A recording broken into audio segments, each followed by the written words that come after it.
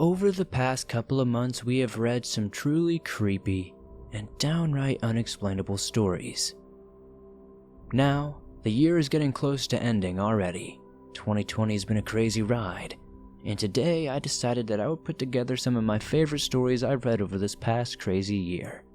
So this video is going to be a very long compilation of some of my favorites that were sent in this year by viewers just like you. If you have a story that you would like to share in a future video, whether it has anything to do with the paranormal, cryptids, or the great outdoors, be sure to send it in at swampdweller.net or the email you can find in the top of the description. I'll see you guys soon with another creepy video. Enjoy these stories as much as I enjoy telling them to you.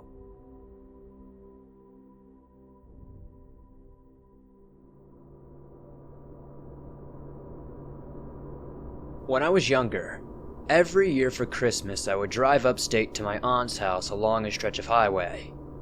I cannot for the life of me remember the name of this road. All I know is it runs nearby Akron, New York, at some point. However, most of the drive is through rural areas with little towns nearby.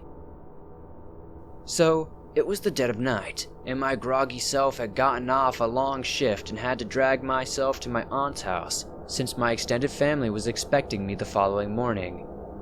Near halfway through the drive, I realized I was low on gas, which irritated me. My brother told me he had filled it up the day before, so he either forgot or was straight up lying. I saw an archaic-looking sign for a gas station off the next road. It was not an official road sign, literally a pole with a slab of metal attached with it, saying, "Gas, next exit," or something along those lines painted on it. That seemed a little sketchy, but people do the same thing with fruit stands on highways, so whatever. I pulled off the exit, onto some dilapidated country-looking road, through some dense woods.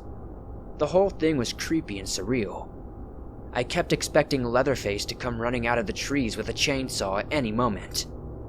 Anyways, eventually, I came to the gas station and realized quickly it had not been open for many years. It was all rusted and the convenience store's roof was caving in. The gas pumps had all been taken out as well. I pulled over next to it and checked my gauge. I would probably only make it another half mile before running out. So I called AAA and they said they would send a truck over. Now, I played the waiting game.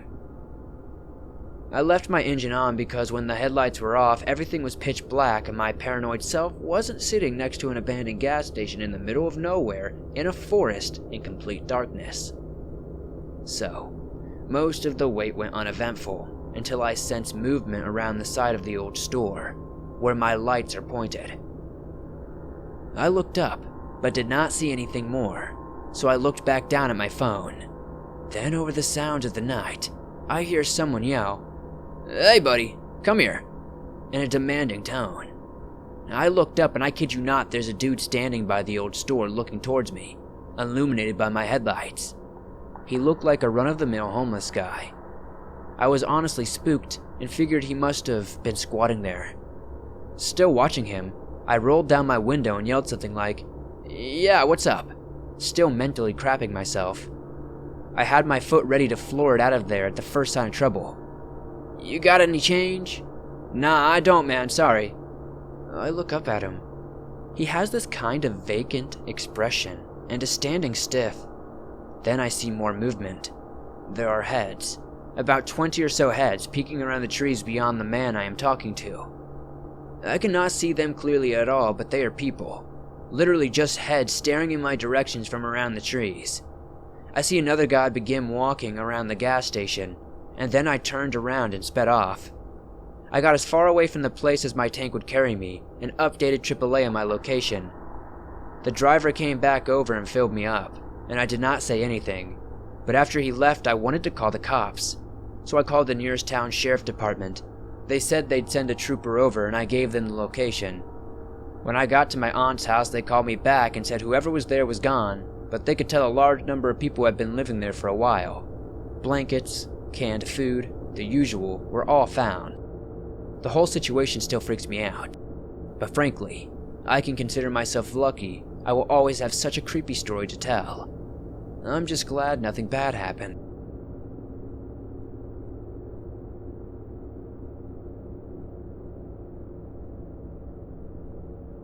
I'm a Hispanic female, Mexican to be exact, and this happened on my family's ranch just last night. My family consists of my parents, me, and my little brother. My other brother is at basic training right now for the Air Force, so for now it's just us. I want to sit down and get this all out while I can. I live in New Mexico, the southeastern part right next to Texas state line. Like literally 10 minutes east and you're in Texas anyways. I live 15 miles outside of my hometown and 8 miles away from the town over. My family has a cattle ranch and I live just off the highway, so people coming on our ranch are usually people we know. I think I live in the safest place anyone could possibly live, with little to no worry about someone wanting to cause my family and I any harm. Well, last night proved me wrong. Let me briefly explain the layout of my place. We have the main entrance with the ranch name and cattle guard, and then to the right, a few hundred feet over, is the gate we use for the cattle when they're being moved. But once you come onto our land, we have a giant silver barn, and attached to it is an overstay house, where workers would go and stay overnight during harvesting season. Then it's my house, a little ways away, about a 2 to 3 minute walk. Anyways, my mom's cousin from Mexico is running the overstay house for my parents while he works here in the US. For privacy reasons, his name will be Antonio for the story. So last night around 8 p.m. it was thunderstorming when Antonio heard a knock at the door. "Come in," he said, assuming it was either my mom or dad. But no. I walked in and a dirty-looking white man about 5'9", with a goatee that was obviously tweaking, and talking really fast, which obviously scared Antonio seeing as he didn't speak English. So Antonio calls my dad and told him, "Hey, there's some white man here in the apartment. I don't know what he wants or how to get him out." Right away my dad drives to the apartment with his gun and demanded to know what business this man had on our land. "They told me to come here and talk to you." "Who sent you to come talk to me?" "It was a talking dog. He wanted me to warn y'all that the world's going to end. And the dogs are talking to me too." Referring to my 2 dogs, Sheba and Sombra, who were barking and growling at him like crazy. "Look, friend, I think it's best if you get off my property." Yeah, I should leave." He then proceeds to hop the cattle guard gate. My dad calls the sheriff department and explained what had happened, and if this man didn't get off the property, my dad was going to make sure he doesn't leave breathing. After this phone call, my dad and Antonio are just looking at the man on the other side of the gate. He was flaring his arms around, like tweakers do, and talking at the top of his lungs. Then he did the most ungodly thing. He started screaming demonically, then proceeds to run down the highway. Once the police came, they told my dad that they had gotten calls about him, and apparently, he lived close by to our ranching community. Great. We've got a crackhead neighbor. My dad just told them that he better not come onto our property again, because my dad said that he doesn't know him. He's not welcome. He doesn't know his intentions, and he's not scared to shoot him if any of us feel threatened. The sheriff then left and everybody got ready to go to bed. Then early this morning around 3 a.m., Antonio called my dad again, panicked because the man was knocking on the apartment door, and he was holding a gun. My dad got up pretty quickly and told my mom to call the police. When my dad got to the apartment, the man was going through Antonio's truck, and once he saw my dad, he booked it once again. My dad was raging. He told the police if he went further than the apartment and got anyone near our home or went through the vehicles, he was going to shoot the man, and he was warning them now. We don't have a security system. We just lock the front and back door, and we never felt the need to lock our vehicles until today. We do, however, have security cameras, one facing the main entrance / our vehicles, one right by the front door, and one facing the area where the cattle and 2 horses are. Unfortunately, my dogs are all bark and no bite, She was about 7 years old and is a lab mix, and Sombra is about 2, and she's a red heeler. The dogs are mostly on our porch waiting for cattle and barking at whoever comes through the main entrance. But I think now, my old school Mexican parents are going to have to finally invest in a security system. Instead of thinking that a locked door and a porch light on will scare away others, I will update if anything else happens later tonight.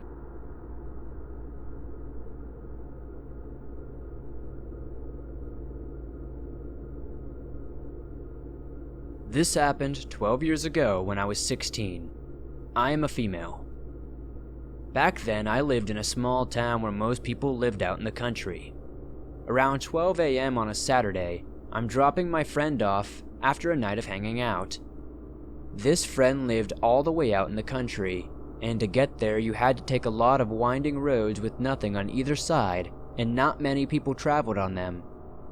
There were a few houses, but most of them own lots of land, so they are majorly spread out. I always hated dropping her off at night because driving back was always super creepy. Probably because I've seen way too many horror movies out in the middle of nowhere.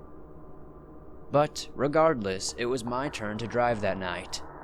After dropping her off, I'm being super careful, not only because of my irrational fear, but because of drunks who won't take those I turn left on the last street before I get to the main road, and this street has major curves. Like, you have to take them slow or you're going to be flipping off the road. I am coming up on the first curve, so I'm slowing down when I see 3 people dressed in all black sweatpants and black pant, walking and blocking the whole time. It was frustrating at first, because I thought they were just teenagers not thinking of the dangers of what they were doing. So I sped up to hurry and passed them.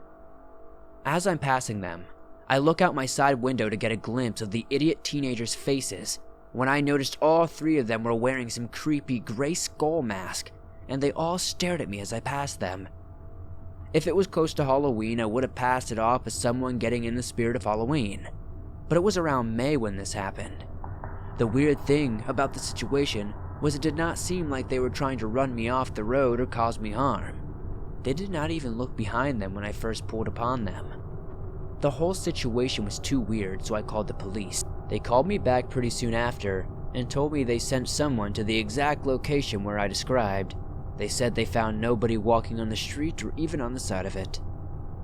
What creeped me out the most about this was that there was nowhere these 3 people could have hidden. The street was all open land on both sides. There were also no side streets that they could have turned to evade the cops. They had to have been picked up by somebody or knew of a good place to hide. Either way, I know what I saw. I know it was actual people, and not something I just made up in my head. I have no idea to this day what those people were out there doing, but I told my friend that if she wanted me to drop her off again, it needed to be before dark, because I never wanted to be found out there ever again.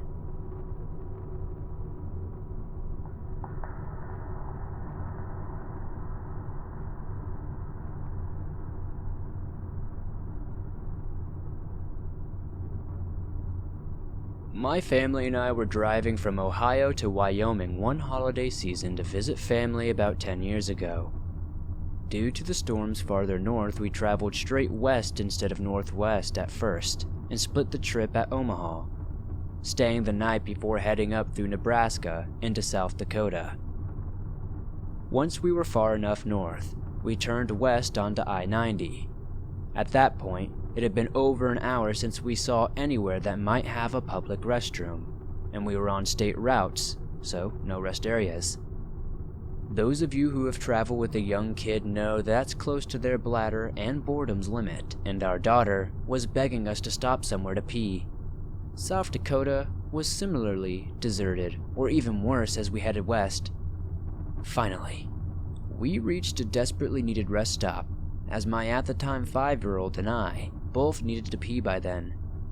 Just as we pulled in, the truck that had been following us for a while pulled in too. I did not think too much of it at first until I started to open my door. My head was turned to the right where the truck was parked a couple of spots over. My eyes met the driver's, and I just shivered. He was a skinny white guy, straggly gray-brown beard and dark eyes.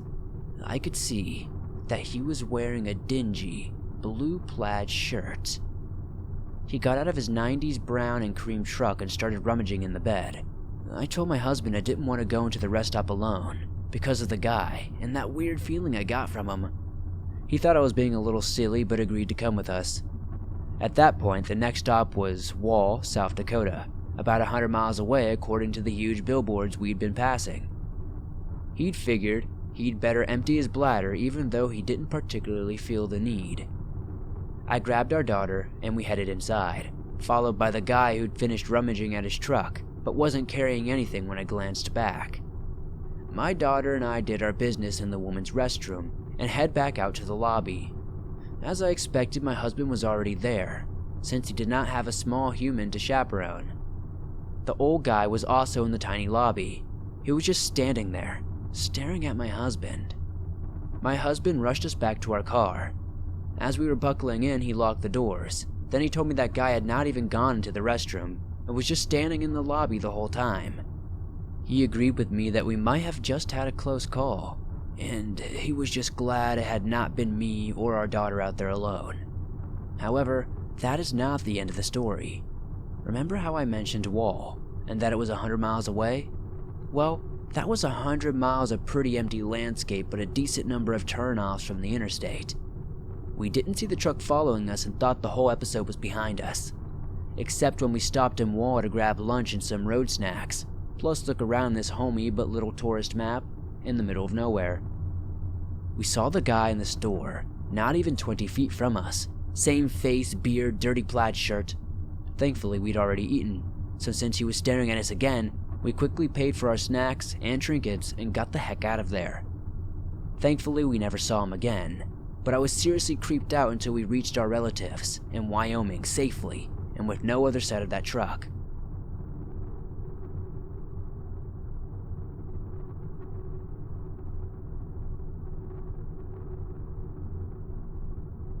About a year ago, I got an Alaskan Malamute puppy. I was so excited to have a dog. I wanted to go hiking with him, camping, travel. It was fall in Iowa, so it can get cold for camping. So I decided to start researching cabin rentals. I had found an amazing cabin in Wisconsin on Airbnb. It was fully loaded, very secluded in the middle of the woods. Had a hot tub, internet, pool table, great kitchen. The cabin was just so beautiful, and it was cheap to rent to boot. The first time I had visited this cabin, I had a great time. It was just me and my dog. I relaxed, we went hiking, I cooked a great dinner, and I slept well. I only stayed one night, just a quick getaway on my off day from work. After getting home, I told my friend Martha about this great cabin, and she was eager to take a trip there with me. We decided to go up there the night before Halloween. We took off, just Martha, my dog, and myself. That night we had a blast. We drank, cooked dinner, chilled in the hot tub, then decided to watch scary movies since it was close to Halloween. I was pretty drunk, but when I was standing in the kitchen, I could have sworn I seen Martha run down the basement stairs, which were right off from the kitchen where I was standing. Then I looked over into the living room and Martha was sitting on the couch watching the movie. I was so freaked out, but I tried to just pass it off as nothing. Like I said, I was drunk, so I kinda just blew it off. We both end up passing out late, and nothing too exciting happened. What happens the next morning is what made me a solid believer in the paranormal. I was always sort of a skeptic when it came to ghosts. I had, as some have had, some weird experiences that were weird, but nothing that I could justify as paranormal. I could probably write off those experiences if I really wanted to. So I always had doubt in the back of my mind. But that morning, we were hungover. We ate a little breakfast, then decided to go sit in a hot tub. So I decided to lock my dog in his crate, and we went outside to get in the tub. I was so tired, but this felt so magical because it was literally Halloween and it was dumping down snow. We sat in the hot tub for maybe 15 minutes. I heard a very loud bang coming from inside the cabin, and my dog was barking at something. We got out and ran inside to the kitchen since it was cold. Then we literally froze in our footsteps. The entire kitchen was torn apart. All the cabinets were open. The refrigerator door and the top of the freezer were open. The bar chairs were all flipped onto their backs. Drawers were open. Pans were thrown off shelves. Martha's phone was charging on the counter and it was unplugged on the floor. I have no other explanation other than it could have been some sort of paranormal event. My dog looked terrified, but there is no way he tore the kitchen apart. He was still a puppy. He was not that big yet, and he was still locked in his crate. Before we went outside, the kitchen was a little messy from our night before, but nothing like what we walked into. The kitchen was absolutely trashed. I know Martha didn't do it because we were both outside. There was also no way someone broke in the cabin to do it. We were in the middle of nowhere, and it was snowing, so there would have been footsteps. The hot tub is right next to the long driveway leading into the cabin. We would have seen anyone drive up there for sure. I just have no other explanation on why that happened. So now I am a believer into the paranormal, and so is Martha. I am sure my dog saw some crazy stuff. We left soon after this happened, and believe it or not, I actually stayed at this cabin again. Multiple times, and nothing has ever happened like that, ever again. Maybe Halloween stirred up the spirits, and they just wanted to be heard or seen in some way. Maybe I really did see a ghost the night before as well. Who knows what crazy things happened in that cabin? It's very old.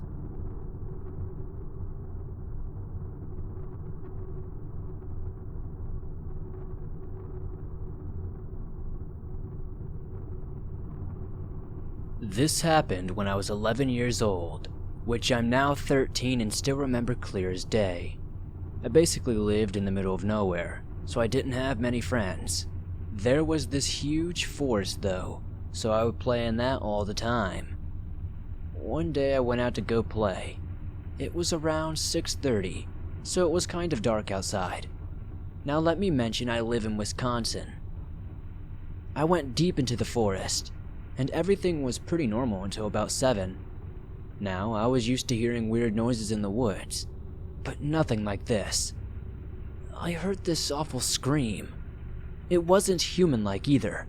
It was like a demon. It scared the absolute crap out of me.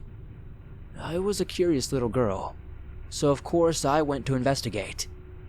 I got maybe a half a mile in when I saw this non-human-like creature perched in a tree. Now, instead of running for my life, I froze in shock and fear for whatever reason. And before I knew it, that thing, that awful smelly thing was already behind me. I just wanted to scream for help, but I couldn't for whatever reason. I didn't know what that creature could do to me, so I stood there like a rock, hoping it would leave. It screamed again, but even worse this time. I felt like I was gonna go deaf. Eventually, after a couple of minutes of this thing staring at me and sniffing around, it flew up. And I mean, it jumped up and flew up into a tree. I stood there looking at it for what felt like hours. The only thing I could think to do was try to whip out my phone and blind it with the flash so I could make a run. And that's what I tried to do. Now, I forgot to mention earlier, I was a little chubby for my age, so I couldn't run all that fast. And that sucked because that creature jumped and ran after me. It chased me, and I ran for my life. At any moment I knew that thing could grab me if it wanted to, but for some reason it seemed like it just wanted to scare me. As I screamed for help, that creature caught up with me, and I felt like my life was going to be over. I made a dash for the bushes, hoping to be able to hide in one, which I did. Now, I waited for at least half an hour watching this thing run around and hearing it screech and holler all through the woods. After a while, I made a dash to the back door, hoping that thing wasn't behind me. Instead, he was perched on our air conditioner. I told my parents that very night, and they called me crazy, but I know what I saw out there, and I'm never going into those woods again. Monsters are real, and I don't know what that creature was, and I don't really care to find out what that creature is. I just know it's out there.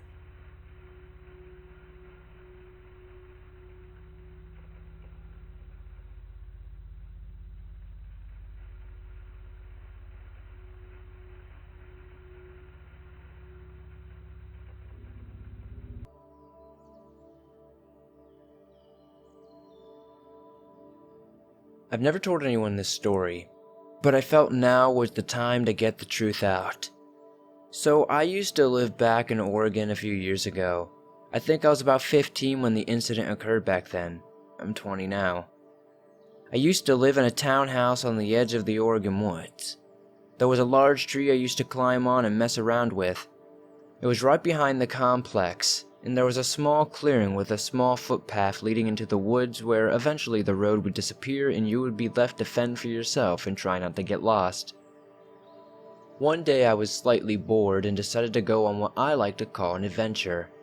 I did things like this a lot, and honestly I still do. I'm just a lot more cautious now. Well, as I was saying, I was walking along the trail and oddly found a small overgrown pathway leading off of the way that I was walking. Almost as though there was at one time a hiking trail there. I started to walk further ahead before curiosity got the better of me, and I turned around going down that old worn out and overgrown pathway.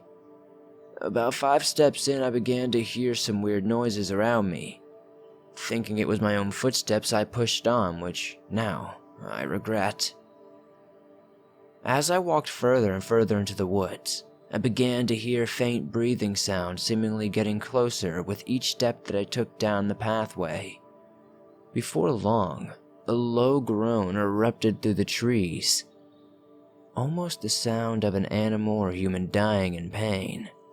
The groan erupted a second time, this time merging with a gurgling sound.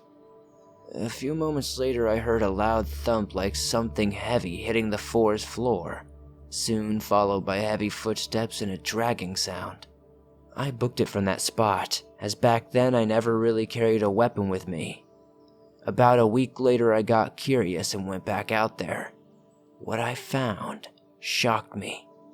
I found drag marks explaining the dragging sound that I had heard before, along with footprints. In the middle of the marks was what appeared to be a knife. Along the blade was a dark substance. This substance also seemed to be mixed in the dirt in spots, which I now think was blood. This was the last time I had ever heard anything like that in those woods, and to this day, I suspect something very awful happened out there. I sometimes even wonder if I came close to witnessing a homicide.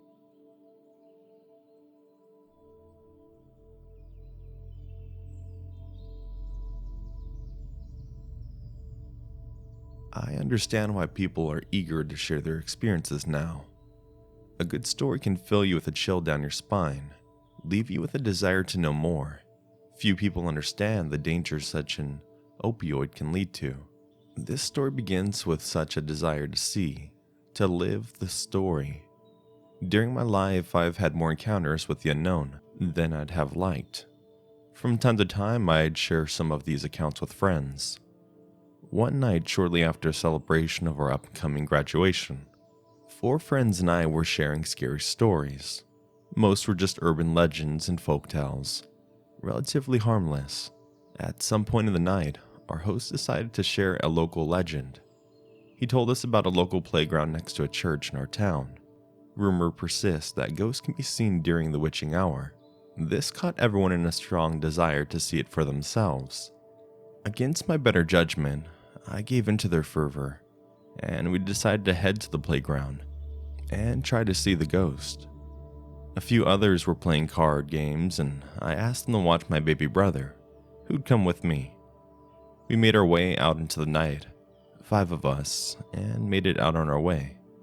Our host led us through a series of gutters that cut through the suburban sprawl, and directly to the church. The streetlights hummed with a chill in the June air. The telltale signs of rubber on the moist road passed occasionally, and pets sang among us in the backyards. And a beautiful full moon helped light our way against a cloudless sky. After a 7-Eleven pit stop, we reached the church. Nothing much of note happened, and even worse, the mood was crushed due to the church being at the corner of an intersection. Though our desire for a spooky sight was gone, we had a fun time being young and taking in one of our last nights as a youthful freedom. Disappointed, we made our way back down to the gutter system. To get to our host home, we talked about TCGs and other games, losing track of time and at ease when we had heard a coin hit the ground. We all stopped to look around. I had asked if anyone even had change to drop. We'd all spent every penny we had on us at the 7-Eleven, and no one even saw a coin on the ground. A twinge of concern hit me like a needle in the arm. Something was off. I couldn't place my finger on it, but I knew. Before I could even speak up, the group started moving. With each corner we passed, the feeling only grew closer. I felt my heartbeat growing in intensity. The soft chill in the air quickly bit into our bare skin, and we struggled a bit to see the way in front of us. After dropping a short skip to a point where the gutters came to two directions and led into a barreled drain behind us, the host stopped walking. He's not a small man, in either height or weight, and I've seen him be braver than most, but he was frozen, stuck in a position that I've seen before. It's fight or flight, a common saying people use to describe a response to danger. What is less known, or maybe even thought of, is freezing. Some lock up and freeze when exposed to dangerous situations. I've seen this reaction. The others asked him why he stopped and tried to move him along. Almost like a trigger, when he was pushed, he just collapsed. The two next to me tried to get him onto his feet. A sudden drop to concrete can hurt like hell, yet he was out like a light. The rest of the group behind us then whimpered. Looking back, they were looking down at the end of the gutter, backing up until they all circled around me and the host. I asked what was causing everyone to back us all into the corner, yet they just started to panic. I pushed past them and looked around us. By this point, half of the group looked down to the other end, and the other did the same to the other end. I looked and saw nothing, but the uneasy feeling was making me furious. I demanded they answered me, and they stopped speaking over one another. Finally, one of them asked if I see the black dog. The others said they did on each end, looking both ways. I saw nothing. I felt maybe they were just caught up in the moment. I told them I wasn't going to just wait here and let the host suffer from a possible concussion. I made my way down one gutter. That cut to the left and to the end of a cul-de-sac we came from. I grew frustrated with them begging me to come back and quicken my pace. Halfway there, I saw a blue dot in the middle of the gutter. The closer I got, the more it grew. I slowed to a stop. Entranced by this spot, the chill in the air was gone. All the noise in my group begging me to come back was drowned out, and the anger I felt was drowning in a sense of peace and calm. The blue dot grew in a small blue flame, and that had a center of white. What caught me in a trance was that it didn't grow outward, but seemed to grow inward. After I was totally calm, I looked up, and finally was able to see it. Imagine, if you can, the moving silhouette of a wolf, blacker than even the night around it, pacing around before you. Now picture this incomprehensible sight, and still seeing its eyes and gaping maw even darker. This thing circled back and forth as a predator would before a kill, each and every wrong cut deep into my heart. The entire time we walked down the gutter, I heard no sounds, no cars, animals, the hum of power lines, not even our own footsteps. It's why the sudden ping of a coin hit in the ground caught us unaware. Such a small sound would normally be drowned out. The lights around us were dimmed and seemed to be growing even darker. For the first time, I saw my breath in the freezing air. A sickening sight in mid-June. I looked down for a moment and the small flame was gone. I had to get the group out of this mess, and I made my way back, walking backwards as calm as possible. When I made it to them, I noticed the other pacing shadow on the other's path end. I looked at all my friends and came to the quick idea. I told the group we had to make it to the house. For whatever reason, the excuse I came up with was my baby brother. We have to look out for the little guy. That was enough of a reason for them to finally decide to move. We hauled our unconscious friend as best as we could and rushed down the path leading to our exit. I pushed the group along from behind and saw them running like men possessed. I only caught a glimpse of these living cutouts in reality running down our way. Every sound began to down out. My sight was going black, and the night grew so cold I couldn't even feel anything other than a numbing sensation. Everything crashed back into normality when I hit the ground, out of the gutters. Looking back for a second, the only thing I saw was a passing shadow that drew a gust with it as it left. The sounds, heat, and mundane night came back slowly around us. The host gasped awake and sat up. The group quickly ran back into the house, panting and wiping off any tears while also praying to any gods we had. Since then, I've had more incidences in my life. The only difference now is that the group I was with knows better than to grow addiction to the unknown and the desire to know.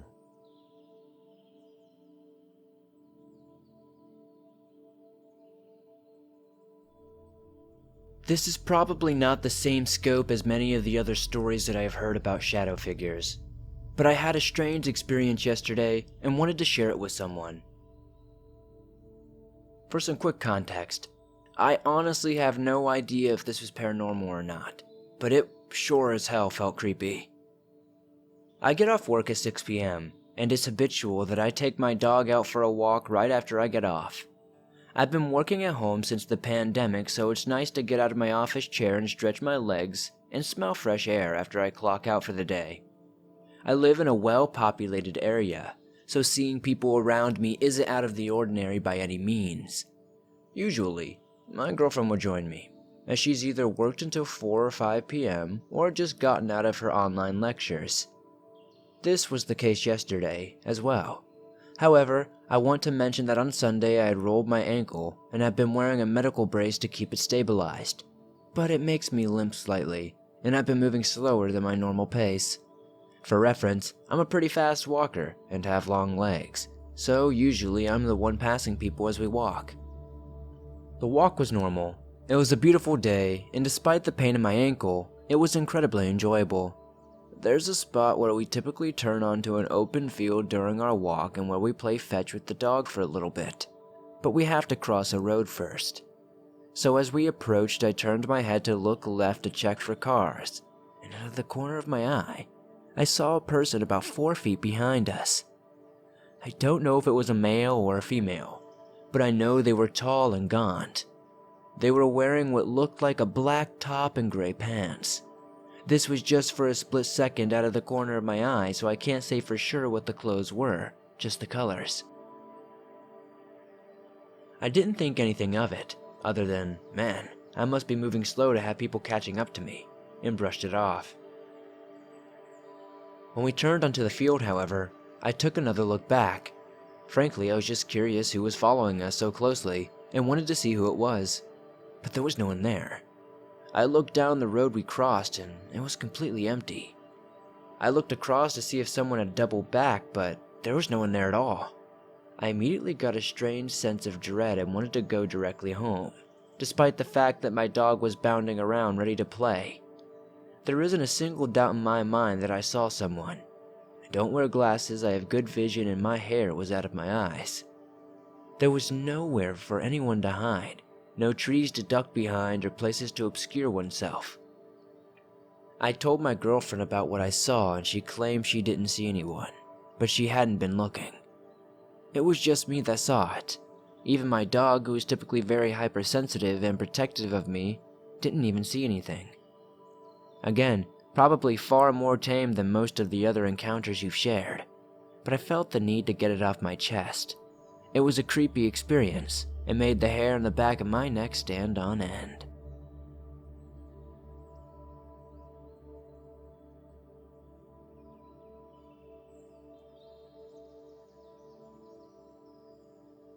This experience takes place in the summer of 2011. We have a large living room with large storm windows, and in the same open space behind them is the kitchen and hallway with 2 bedrooms. I had a friend sleeping over. He was on the couch and I was on an air mattress in the center of the room. We had the goal of staying up until sunrise and had been playing Halo Reach on the living room TV. By all accounts, it had been a good night.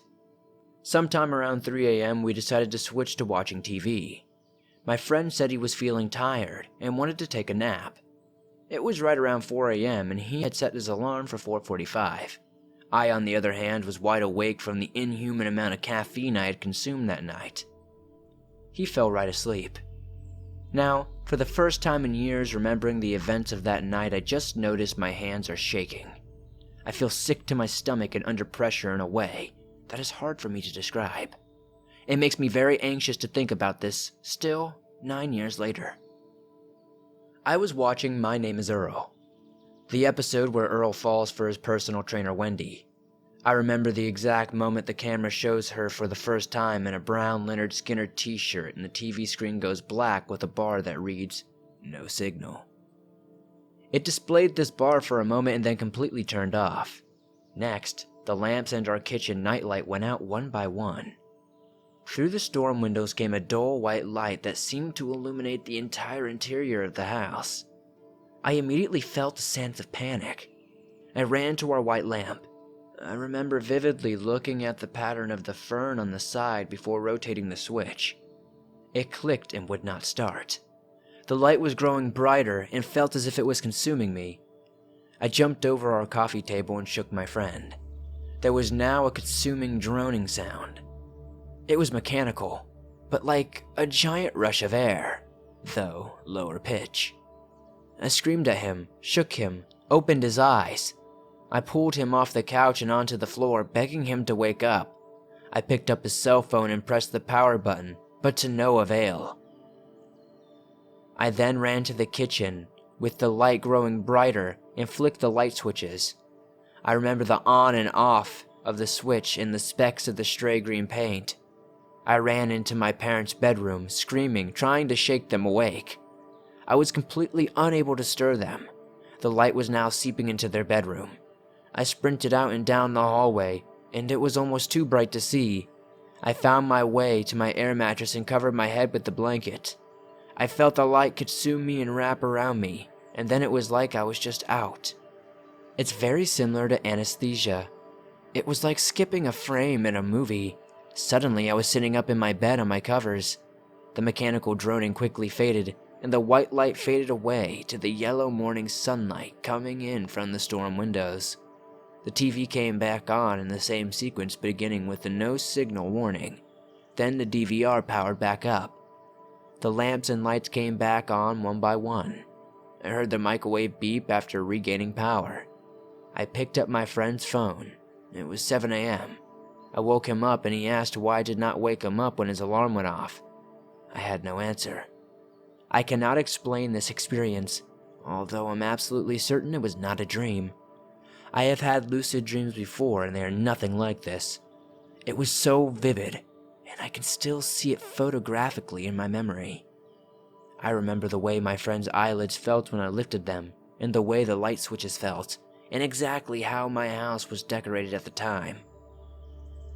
I also watched as everything came back on. I have never told this story to anyone before.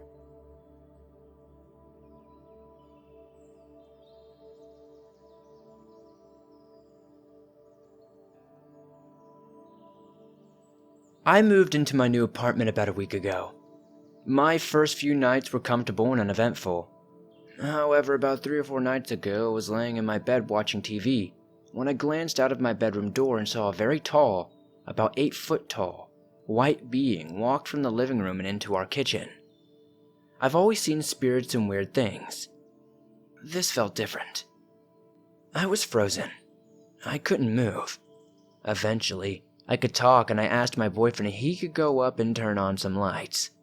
We were in bed watching TV before going to sleep, and I felt fine. Nothing else happened that night and I eventually fell asleep. The next night I began to see these dark little blobs dashing around. Usually these are little cat spirits visiting me and I was fine with it, until I realized they weren't cats, and they would take on the shape of little people about 3 feet tall. Last night my 2 cats kept staring in the same direction and following things around the room with their eyes.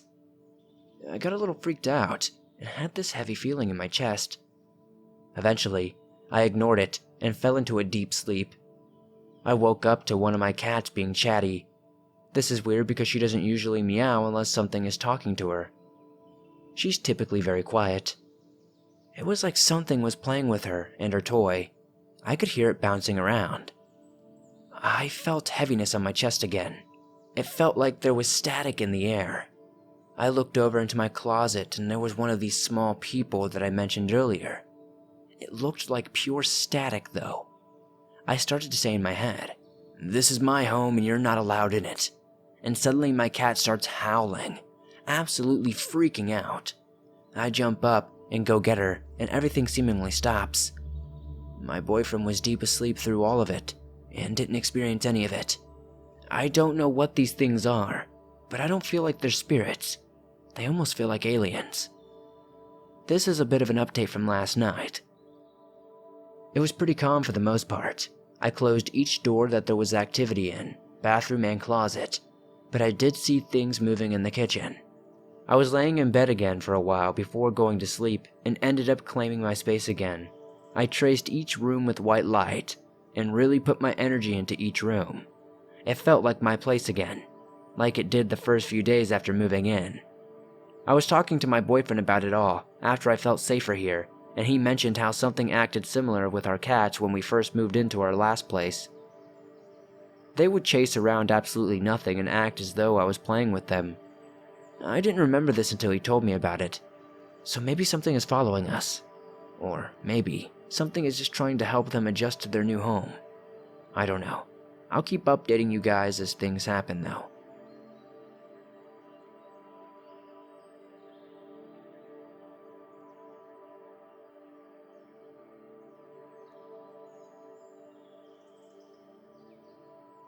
My brother is a mortician at a facility in New York, and one night when I was visiting, he asked if I wanted to go to work with him so I wouldn't be alone in his house.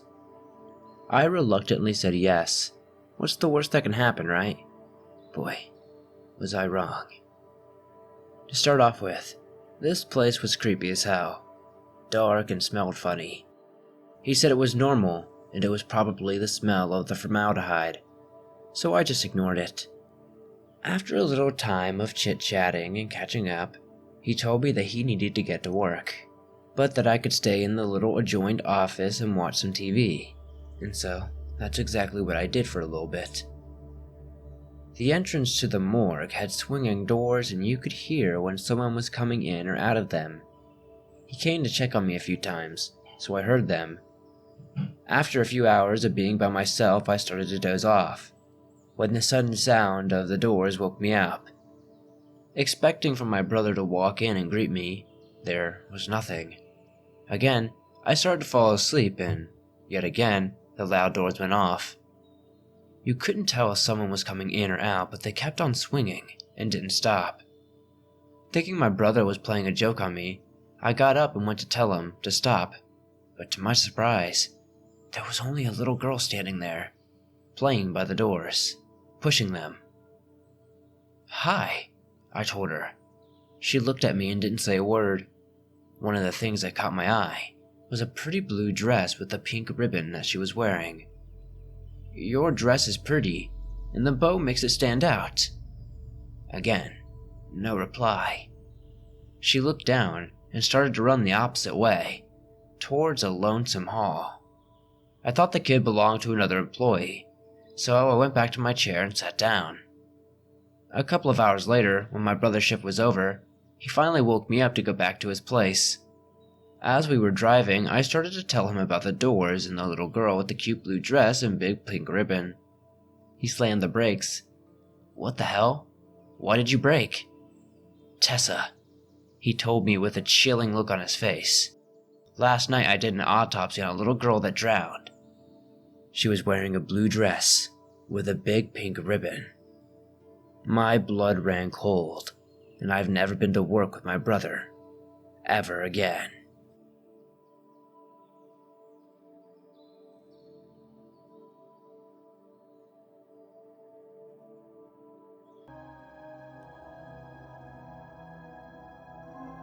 I guess I should start with a little backstory from my experience to make more sense. It was Halloween in 2005. I was around 4 years old at the time. We had just gotten home from trick-or-treating when my stepfather asked if I wanted to see something scary. I was always a weird kid who absolutely loved horror movies, gore, and all of that. I cannot really say that ever changed now that I'm older. Anyway, he took me into the pitch-black bathroom and told me the story of Bloody Mary. It was the first time I had ever heard the story, and even at 4 years old I laughed it off. He saw that I was not scared, smirked, and ran out of the bathroom, holding the door closed behind him. I begged him to let me out, even screamed when he started chanting. It was there that I felt this presence. It was behind me. When I turned, I just saw this ooze of black coming from the mirror. That is the most scared that I have ever been. What scared me the most, though, was that ooze.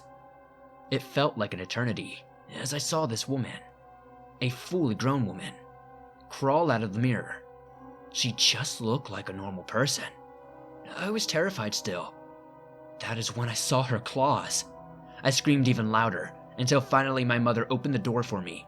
She was already upset at my stepfather for locking me in the bathroom. But when she saw my tear stains and the sheer terror on my now pale face, she was furious. I don't remember the rest, but I know he never tried to do that to me again. Flash forward a few months.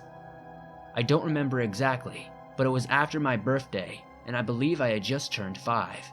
For some reason, ever since that incident, I had been seeing things out of the corners of my eye. Always seeing shadows running around, saying hello and waving to people who apparently were not there. Seeing as I was just a toddler at the time, people seemingly wrote it off as an overactive imagination. However, this night, I was able to convince my mother to switch rooms with me. If I watched out for my baby sister, I was okay to sleep alone in there.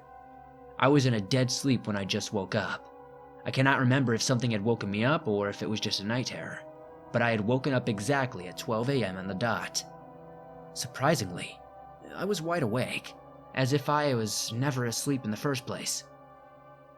I looked over at my sister in her crib and saw that she was still asleep. I was happy I did not wake her up. Then I looked across the hall into my bedroom where my mother was sleeping in my bed. She was still asleep as well, but I had to take a second glance because I thought I saw something. It was in the hallway between us, shadows running back and forth as if to distract me. Then I saw this black ooze. The same ooze that I saw on Halloween with her. I was silent. I did not know what to do, but this time, I, for some reason, did not feel scared. I was in a way comfortable. I saw the shadow and the ooze rise from her hand and her arm. Her chest to her wrist and her legs were all radiating this stuff. She looked like an old Victorian woman. Her dress was that of a noblewoman in that area. Her hair was done in a beautiful braided bun, and she looked incredibly beautiful. She gracefully walked around my bed to the foot of it and bent over, seemingly upset to see my mother in my bed, almost as if she were wanting to see somebody else there. That is when I made eye contact. I did not notice her turn around and look straight at me. She moved quicker and vanished into the black hallway. I thought she had gotten scared or something. That is when I heard something in our kitchen. This was a small apartment, so for me to hear something in the kitchen was not necessarily weird, but since nobody was awake, it was kind of scary. I thought my mother would have woken up, but she did not. I looked over at my sister, making sure she was still asleep, and to my relief she was. It only took a quick glance, but when I looked back at the hallway, my heart stopped. There she was. She was bent under the doorframe because of how tall she was. She walked into the room, towards my sister's crib. I figured the woman was simply curious about her. This is when she stopped, and I noticed she had something in her hand. I got terrified. She had a knife. It was not like a normal knife, though. It was shadowy and oozy like she was. I was frozen. She raised up her knife, and I was finally able to scream, "Don't touch her!" I sat straight, with the feeling of how I should not have done that. She stared dead at me, knife still in hand. She turned towards me and started walking around the bed to where I was. She tilted her head to the side and bent down to get closer. This scared the daylights out of me. I do not know why. I don't know if it was the fear of her or the fear of what she was doing, but I was frozen. Maybe it was just the presence of being around her. I finally screamed for my mother. It took until about my 5th scream until my mother rushed in, turning on the light, asking me if I was okay and what was wrong. I was panting and crying, barely able to speak. She could not see her, and she wouldn't believe me. I don't remember the rest of that night. All I know is that I potentially saved my baby sister's life that night. That is still going through my mind now and again. It still freaks me out. I'm nearly 20 years old now and I have never seen her again, but I do get glances of her every now and again from the corner of my eye, almost as if it was daring me to try to summon her again. All I know is, she is one of the reasons why I see things now, why I believe in the paranormal, and for that, I will remain somewhat grateful.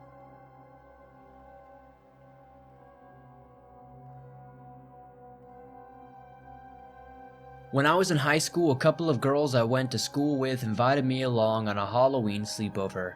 So after getting permission from my mom, I caught the school bus after school the next day with my friend Andrea. That is whose house we were all meeting at after school. We were all about 15 or 16 years old at the time, all from Tyler, Texas, or the close by surrounding cities. After everyone arrived, we all started getting ready for a Halloween night outing at one of the richest neighborhoods in our city. This area was known as Holly Tree. Sure, we were all a bit old for trick-or-treating, but what the heck, we did it anyway. After we all returned and dressed in our pajamas, we all decided we wanted to go for a nighttime walk. Take note, Andrea lived out in the country, so these were mostly dirt roads, with some street lighting. We were all too young to smoke, so once we got out of eyesight of the house, we began to light up our cigarettes. There were 5 of us that night. Me, Andrea, my cousin Tina, Lacey, and Bianca. We were all walking, laughing, and talking until we came upon a big white house. Earlier in the evening we had passed this house on the school bus, and Andrea told me that the lady that lives there did witchcraft. She said that something was mentally wrong with her. She lived and dressed like people back in the 1800s. She had no electricity and got her water from a well in her backyard.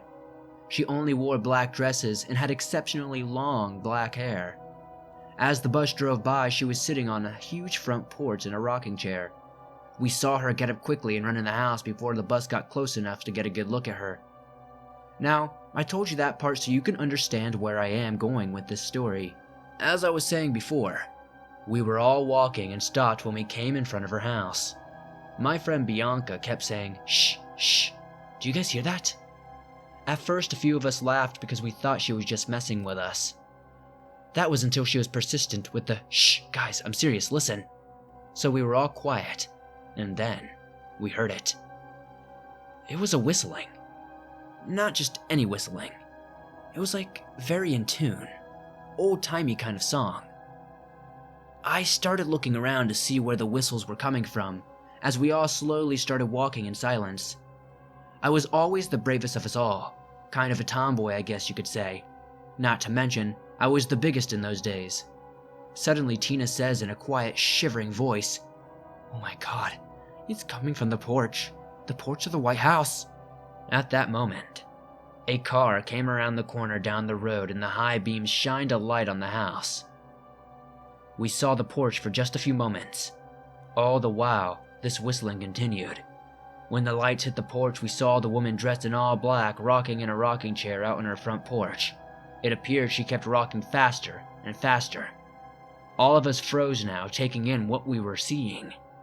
As the light from the car started to fade, the house starts turning pitch black again until suddenly, the whistling stops. Suddenly, she bolts right out of the rocking chair in our direction. Her clothing was so black she blended in with the night. A big black dress with long black cloak over her shoulders. In fear or maybe shock, we all screamed and started running down this dirt road back towards Andrea's house. We went as fast as we could. I and Bianca were having a hard time keeping up because we were both a bit chunky in the midsection. We got to a spot in the road where a streetlight was, and we all stopped for a moment and looked back to see if she was still chasing us. All around us besides us where the light covered was pitch black. The clouds rested on the ground from the foggy night Halloween brought. We all were staring down the road in silence until suddenly, whistling broke the silence. Terribly low, scary, in-tune whistling. We could not see anyone, so we all started walking back to Andrea's, cautiously watching our backs. I was trying to calm everyone down, telling them it was just her trying to scare us because of Halloween. Tina looked back once more, and I was still looking forward. The whistling again had stopped. We figured, okay, joke's over, she went back home. Crazy loon. Then once again the whistles we heard started up again. We all stopped and looked back because it seemed every time we started walking the whistles would get louder and louder. Next thing I knew, Lacey and Tina looked back past us and both screamed and take off running as fast as they could. I looked back to see what I was running from. It was the witch in the black dress. She was running at full speed with her long black dress and cloak flying in the air, clearing the fog around her. I bolted because I was scared. At this point, I was all alone. The other girls had made it back already without me.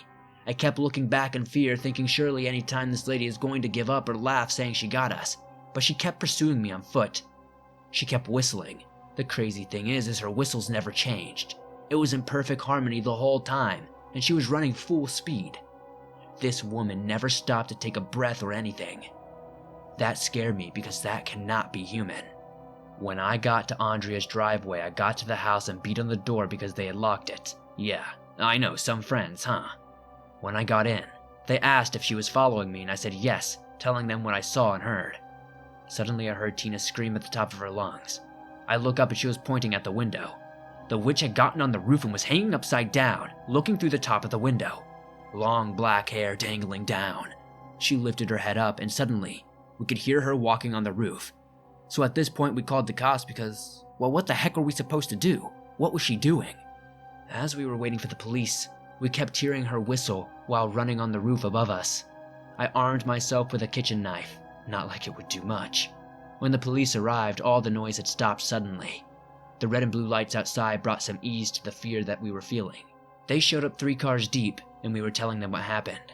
They searched the whole property and never found her, so they went down to the house where we told them she lived. We rode with the officer to point the house out.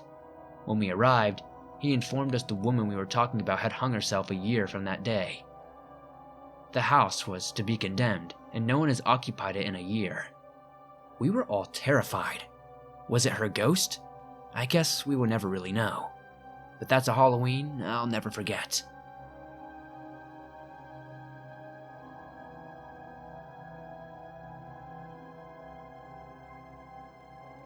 This is going to sound like an intro to a bad horror movie, so I apologize about that, but I cannot really change the facts to make it sound any less, I guess, fake.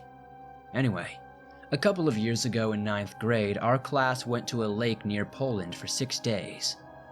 It was in a big forest 2 hours away from the next town, and the only thing around us was a huge cornfield, a lake, and a campground.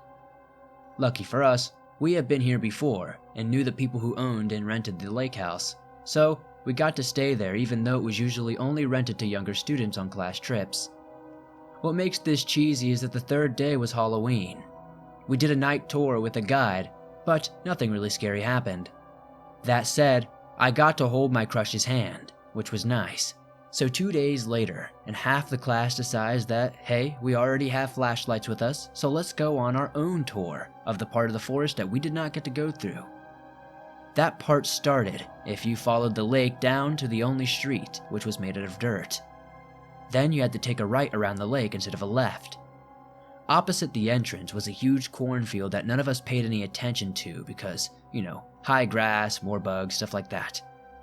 My friend forgot her flashlight in her room, so while our group already started, I waited for her outside in the dark, scared out of my mind to be honest. My poor butt does not have a flashlight, and I was not about to spend a little money. Honestly, I didn't have much to spend, so I wanted to save all I could. I would probably only use it for a few times on this trip and then never use it again. I told myself everything was going to be okay. After all, this was not some cheesy horror movie. and I can still see the group from here, so none of them could really sneak up on me and play a prank. I waited for a bit, and next to me, coming from the lake, I heard something moving. Whatever it was slowly crept closer, but I could not really see much of anything. At first, I brushed it off as the cat that belonged to the janitor of the house, but a second later I saw that the cat was on the other side of the street. Trying not to panic, I turned towards the noise and stared it down. Whatever it was, I was ready for the jump scare, because it certainly can't be anything bad, right? Before the noise got too close though, I heard my friend calling, and that is when the noise stopped. I decided not to tell her about the noise because I figured she wouldn't believe me anyway. We started walking down the street, and I should mention that on each side of the street was a thick forest. On the right was the lake, but you could hardly see it through the trees and the brush in the dark. So, we walked down the creepiest road I have ever been on in my life, and I had the worst anxiety. I had this feeling in my stomach like something was just not going to go right. It was like somebody was watching us, and it was making me panic. I kept asking my friend over and over again to hand me the flashlight so I could check behind us, but she kept refusing because she thought I would run away with it or do some sort of prank. When we reached the entrance to the forest bit our friends were in, she finally let me take the flashlight and look behind us. Now, that flashlight is an expensive one. It was so bright and far-reaching that you should never shine it into the sky because it could blind a pilot. I am not kidding either. It was while shining it around we saw a huge black shadow just standing there, not moving. It was quite tall and incredibly lanky. It did not have any clothes on, or maybe it did, but they must have been skin tight because there was nothing resembling clothes on its silhouette. There were no facial features or anything like that, just hair. Even though we were actively shining a light on this thing, it seemingly stayed completely black. We were mortified and could not move out of fear, but to our luck, our friends came running from the forest and suddenly the thing was gone. Our friends went on about finding an old abandoned shack with an old ghost lady in it. While they led us towards it, my friends and I both decided not to say anything because again, it was not like as if anyone would believe us. Eventually, one of the girls reminded us to be careful of wolves and that it was probably one of those. I'm not going to mess with wolves in the dark where nobody can hear us scream. There's just no way, period. So after my clear refusal, my friends all just kind of followed me, realizing that their prank did not work and that it was getting late and boring anyways. We got out of the forest and looked at the cornfield across the street. There was nothing unusual going on. It was just a lot of tall grass and corn. Also of note was that there was nothing in that field but corn and tall grass. No scarecrow or similar kind of thing that farmers or whoever owned this land put out. When we started walking down the road towards our house again, I began having feelings that I was being looked at. So I looked over towards the crops, and there it was again. A black, inhumanly lanky figure. This one was much taller than the one that I had saw earlier, and it again was unmoving. It was not breathing. It had no hair that flew around in the wind like ours did. There was no silhouette of clothes. That all said, this time our friends saw it too. They all stopped in their tracks and freaked out. We started hearing something running towards us from the forest behind us. Eventually one of them started running towards the house and the others followed. I stayed and I kept shining a light on the figure. I kept trying to find any kind of explanation. I wanted to go up and see what it was. I wanted to see if it would react, but the running behind me got louder. Eventually I remembered that there were wolves in this part of the forest, and that is when I tucked tail and ran after the others. When I reached the house, the others were staring behind me, so I looked back as well. This time both figures were standing there, still and unmoving. Inside the house, we told the others and noted that everyone was still there. This meant it could not have been a prank by any of them. I was considering whether or not it was a prank by one of the camping people, but they were on the other side of the lake and pretty much older, so I very much doubt that. If it was somehow one of them, we would have seen hair, clothes, and some sort of facial feature by now, especially using that high-powered flashlight. We could not see breathing, movements, or anything. It's something I still think about very, very often.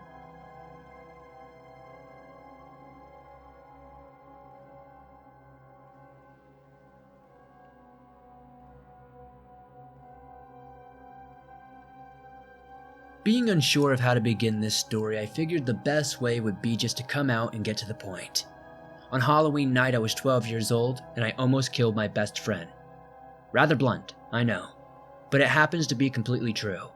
I do suppose I should provide a little bit of backstory and context so everyone reading or hearing this will not go away with the impression that I'm a total psycho.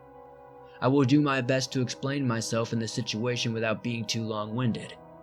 The story goes something like this.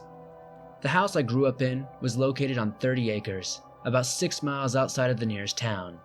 It had been in my family since just after the Civil War, when my Confederate veteran ancestor moved to the state from Louisiana. The first house that he built upon buying the land burned down within 5 years. So he was forced to build one my family has been inhabiting for the past 140 plus years. It was not anything grand, but it was enough for my parents and me to be happy in. The distance from our town meant I had to take the school bus back and forth every single day, and did not have many friends close by to play with. Some weekends, I would just honestly spend my whole weekend on the farm. As a teenager, I did not think there was anything to do there, but as a younger kid, we never ran out of things to occupy us. One specific weekend happened to coincide with Halloween, so my folks told me to invite a handful of kids out to the farm. Obviously, we could not trick or treat in the middle of nowhere. My folks loaded us into a Suburban and brought us into town where they were having some kind of candy handout at the mall. When it was over, we went back to the farm and played some games on my PlayStation for a while. That got boring, and eventually, I asked if we could go outside and play hide and seek. My mom said yes, but we had to be back in by 11 p.m. I had always had fewer restraints on me when I was growing up. Being out in the country meant you were allowed to do pretty much whatever you want. Where I grew up, running through woods, hunting rabbits and squirrels, and walking miles across open fields to go fishing was the norm. Most of my friends could not even leave their yard without an adult going along. I can only assume that is how everyone in the family grew up, and my parents did not see anything wrong or dangerous with it. The night was a perfect one for hiding and seeking. The temperature had yet to grow cold, and there had not been any rain in several weeks. I gathered all the boys in a circle and laid out the boundaries and rules for the game. A few of them have stayed over before, so they were familiar with the area. I guess at this point I should mention that our house stood across the road from an old 19th century cemetery used by the surrounding farm families.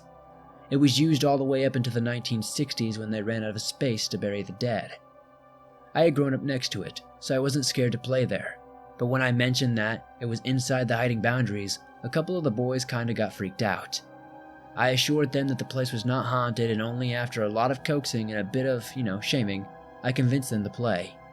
We played a few quick games of rock, paper, scissors until we had our seeker and began the game.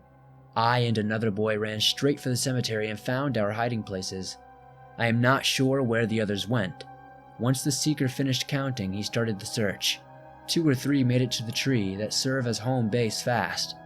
We in the cemetery were the last 2 left. The seeker was soon combing through the cemetery for us. The boy that had hidden there with me blew past the kids seeking and made it home untouched. I tried to do the same thing, but the boy was ready this time, and I became it. The game started again when I finished counting. I headed to the most used hiding spots first. I did have an obvious advantage, but lack of moon made it very hard to see. A few boys got past me within the first minute. One of the ones that hide so close to home base they can almost touch it. There is always 1 or 2 of those in a game, but the remaining 2 were hidden well. What seemed like 10 minutes or more, I still had not found any of them. I was beginning to get sick of looking. Right before I was about to give up, my best friend Troy popped out from under a rotten log on the edge of the cemetery and made a break for home. The hiding place he was in forced him to run away from the road and deeper into the cemetery. When he cut back toward the road, bringing him dangerously close to me, I missed him as he passed. We were both running our fastest, however. I was just a bit quicker and right on his tail. All he had to do was make it across the narrow road in the 6 feet or so to the tree, and then he was home free. We were perhaps just a little less than halfway across when this old blue-gray truck came barreling down the road. It was so close by this time that I could have honestly reached out and touched it. Maybe not, but damn near it. I did my only thing I could think of doing and threw my body against Troy's in hopes that I could knock him out of the path of the truck. I do not remember really being worried about myself, just him. He was my best friend after all, and I had known him as long as I could remember anything. I slammed shoulder first into the ditch, and it hurt like a mother trucker. Almost positive the truck had run him over, I looked just in time to see Troy rolling toward me. Miraculously, he was okay, other than a few scrapes and a little road rash. I pounced on him to check for any signs of him being hit, but found none. My hands were shaking, and I felt like I was about to barf, but so relieved I started chuckling like a lunatic. I looked up to the road and the truck was nowhere to be found. This was not scary as much as it was confusing. It was after 10 o'clock at night, and a truck I'd never seen came barreling out of nowhere down a road that maybe 2 or 3 people drove down during the course of a day. The thought sent a shiver through my body, but would not really begin to trouble me until much later. I helped Troy up, and we did our best to shake off the near miss. The boys were in utter disbelief that we had survived and kept asking us if we were okay. I was a tad sore, and I imagine Troy was about the same. Some of the boys were scared. I could tell by their expressions that they may start crying at any minute. This was the last thing I wanted to happen. I repeatedly assured them that we were completely fine and there was no need to be upset, and in a few minutes they began to calm down. I made all the boys promise not to tell anyone, especially not my parents. My biggest fear was that I would not be able to play outside after dark anymore. Also, if the other guys' folks heard about it, they may not let them come over anymore. I barely had any friends as it was. The game was over for the night, and it was getting way too close to 11 anyway, so I called it. We returned to the house and played games until it was time to go to sleep. The remainder of the holiday, we spent our time building forts in the woods behind the cemetery. That ended up being the last game of hide-and-seek for the year. Soon after the 1st of November, fall finally began in full. As we grew older, the weekends at the farm became fewer and fewer. A few of the boys there that night got other friends, and one boy, Nicholas, lost his life after he was hit by a car. Despite this, I look back at those days with endless happiness. I still talk to Troy about once a month. He is currently stationed at Fort Hood in Texas with his beautiful wife and 2 daughters. We never fail to laugh at how close we came to being killed that night, only to be overtaken by confusion and fear surrounding the circumstances in which it happened. As for me, I'm in the process of moving back to the farm with my new wife. My dad and I have been building us a new house a few acres away from the old one and hope to be moving in soon. I moved into town right out of school because I had been offered a job at one of the manufacturing places and stayed there until about a month or 2 ago, when I began my own business working out of the house. I have told my wife many times of how fun it was growing up out there, and we agreed there isn't any other place we'd want our kids growing up in. Seeing as Halloween is coming up soon, I wanted to wish everybody happy holidays. Not just Halloween. Do not forget, the night is really for the kids. Let them have as much fun as possible, while they still can. Oh, and one more thing. Please do not forget to remind them to look both ways when crossing the street. Not just when they're trick-or-treating. It should probably apply to the rest of the time too.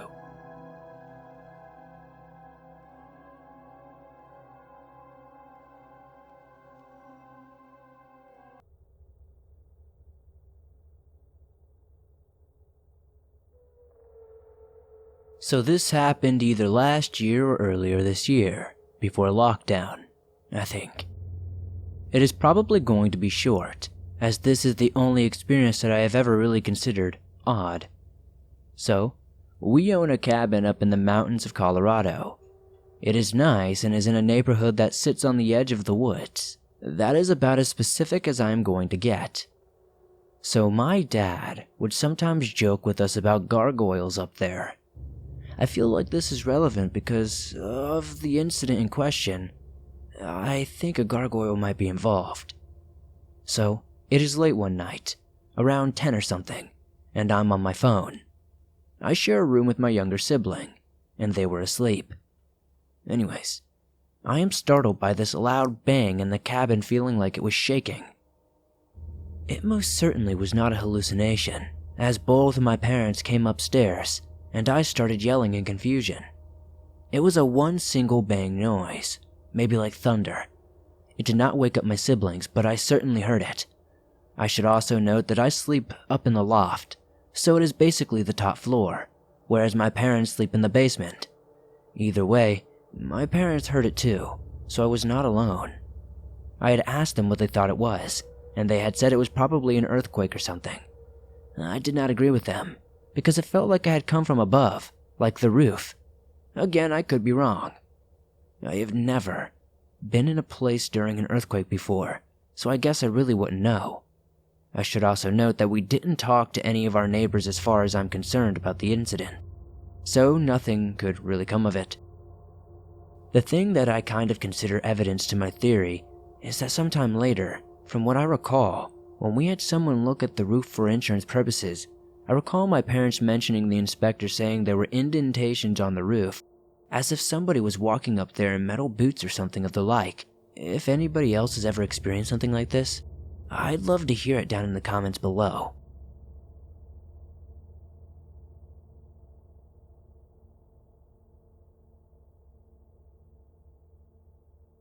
So, I used to live in a more urban part of Arizona, and I'll come right out and say I have no idea what this thing is.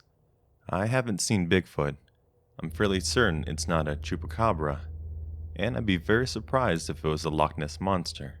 So, if anyone has any idea what this thing is, I would very much appreciate the suggestions. But for the sake of the story, I'll call it the camel head.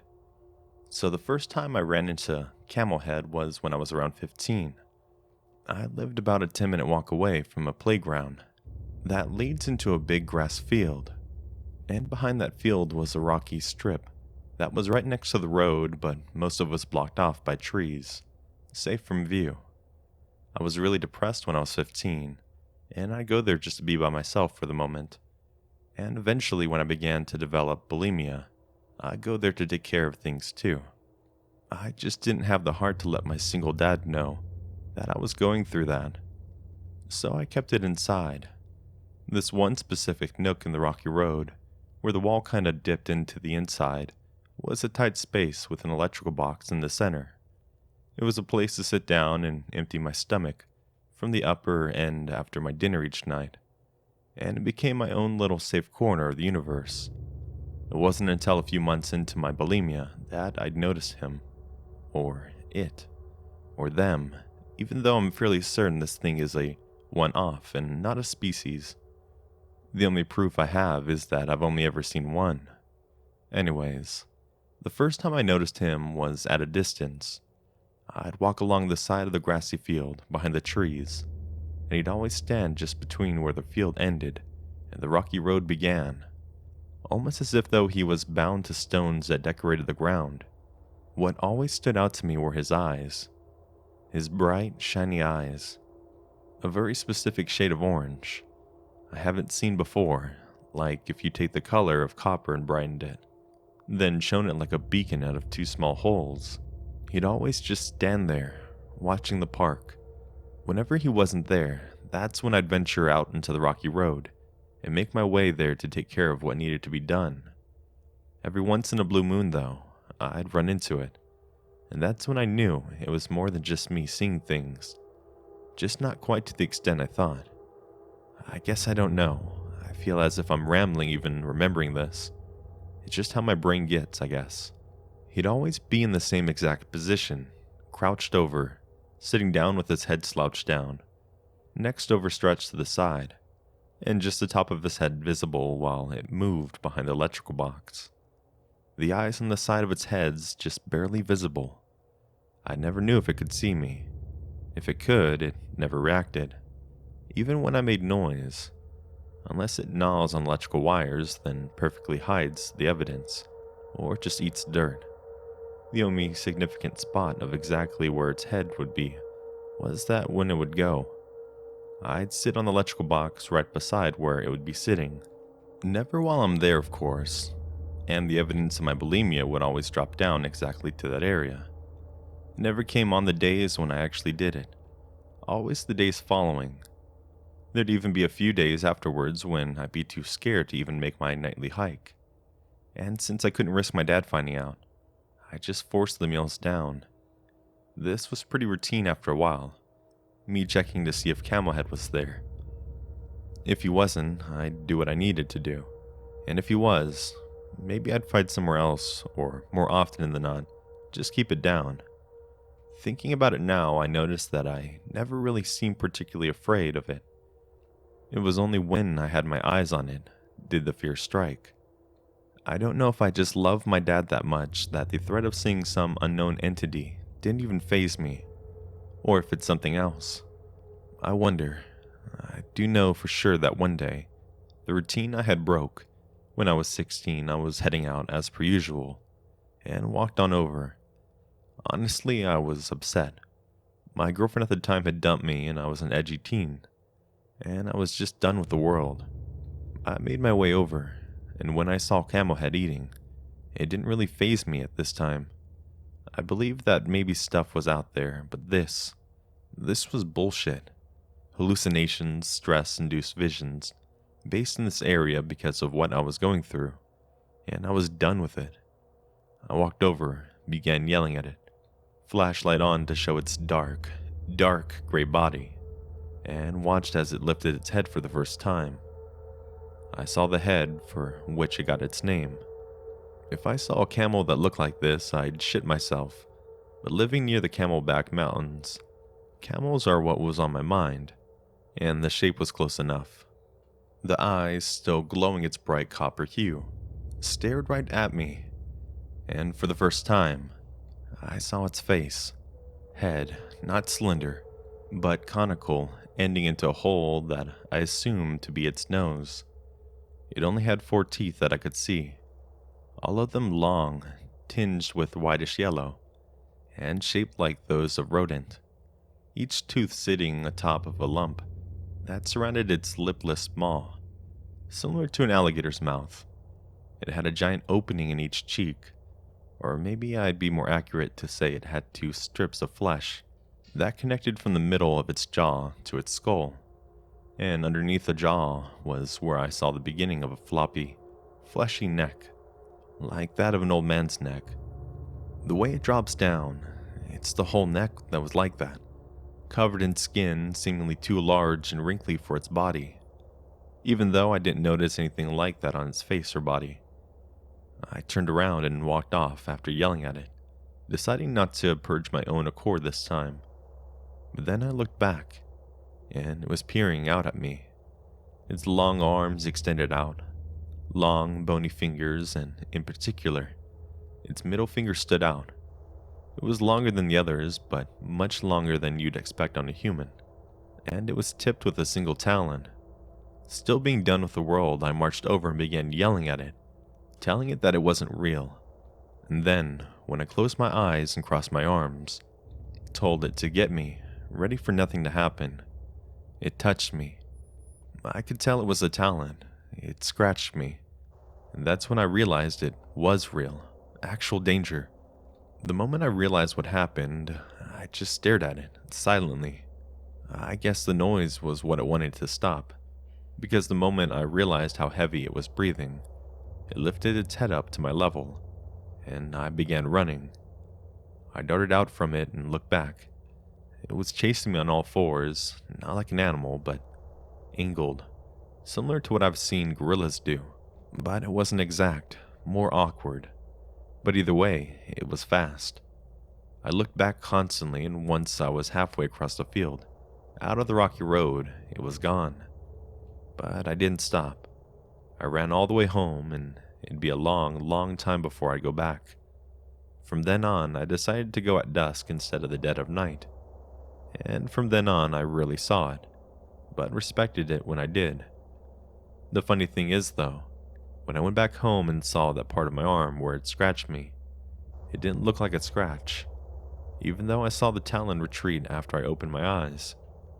I realized I'd been touched. When I got home and looked down, what I had was a burn mark.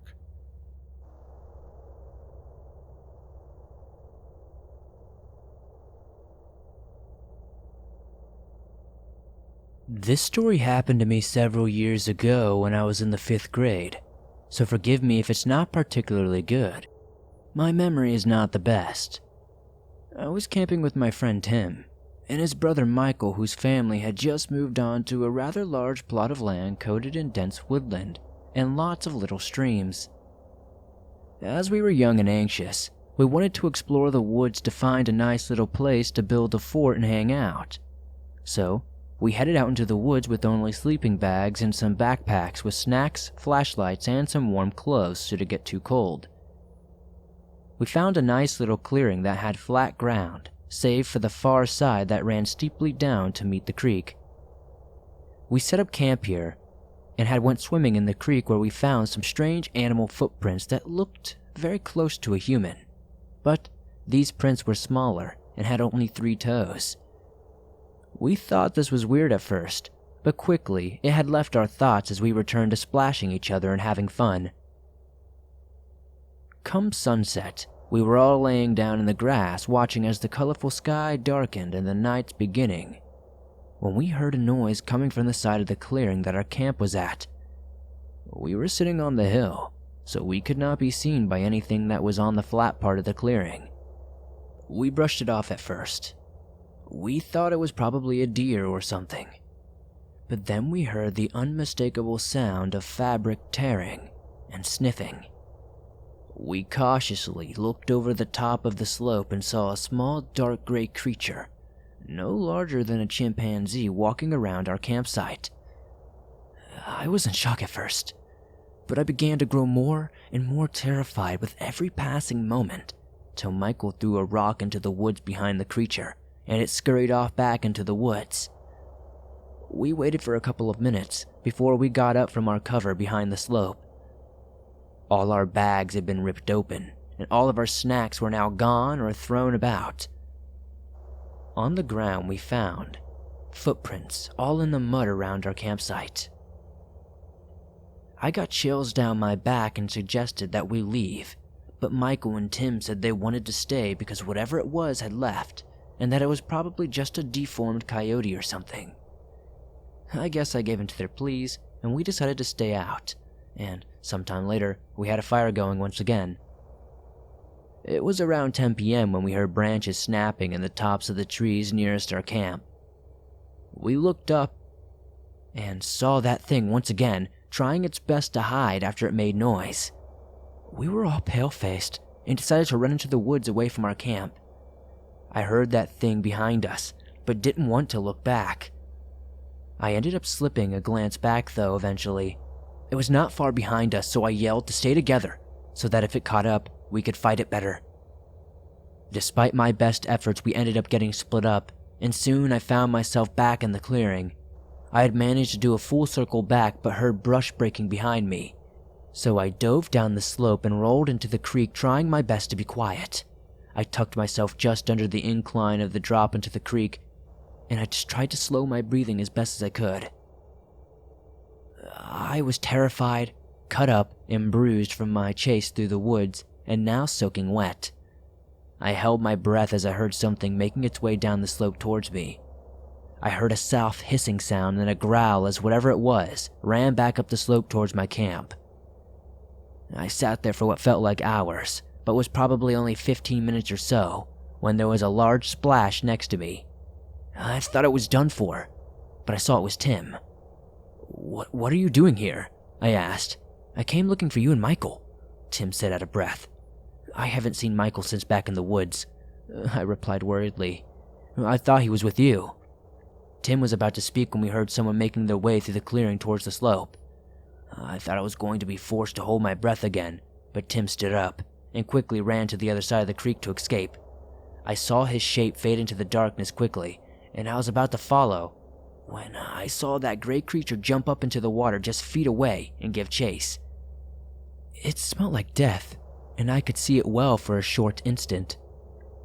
Its flesh seemed to wriggle and squirm like there were worms just under the peeling flesh, and its bony spine looked more like a protrusion than a bone. I was terrified, now more than ever, and my fight or flight instinct kicked in. I know it sounds terrible, but I used this chance to get out of the water and run back to Tim and Michael's house, not too far from where we were camping. Right as I got out of the clearing, I saw Michael. He was ducking behind a tree, and I called his name in a hushed tone. He looked at me and I saw pure relief over his face, and he stood up. "Where's Tim?" he asked worriedly. "He ran the opposite way, and the thing took off after him," I said with tears in my eyes. How long had I been crying? I thought to myself. when suddenly I was knocked off my feet by something. It was Tim, and we all nodded in agreement and ran toward the house. We did not know if we were being chased, but at this point we did not care. We just wanted to get into a safe place. We made it back to their house with no problems, and we all slept restlessly on the floor in Michael's room.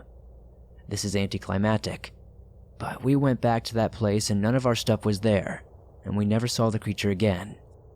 I have not talked with Tim or Michael in a couple of years, but I want to talk to them about that night sometime soon if I can.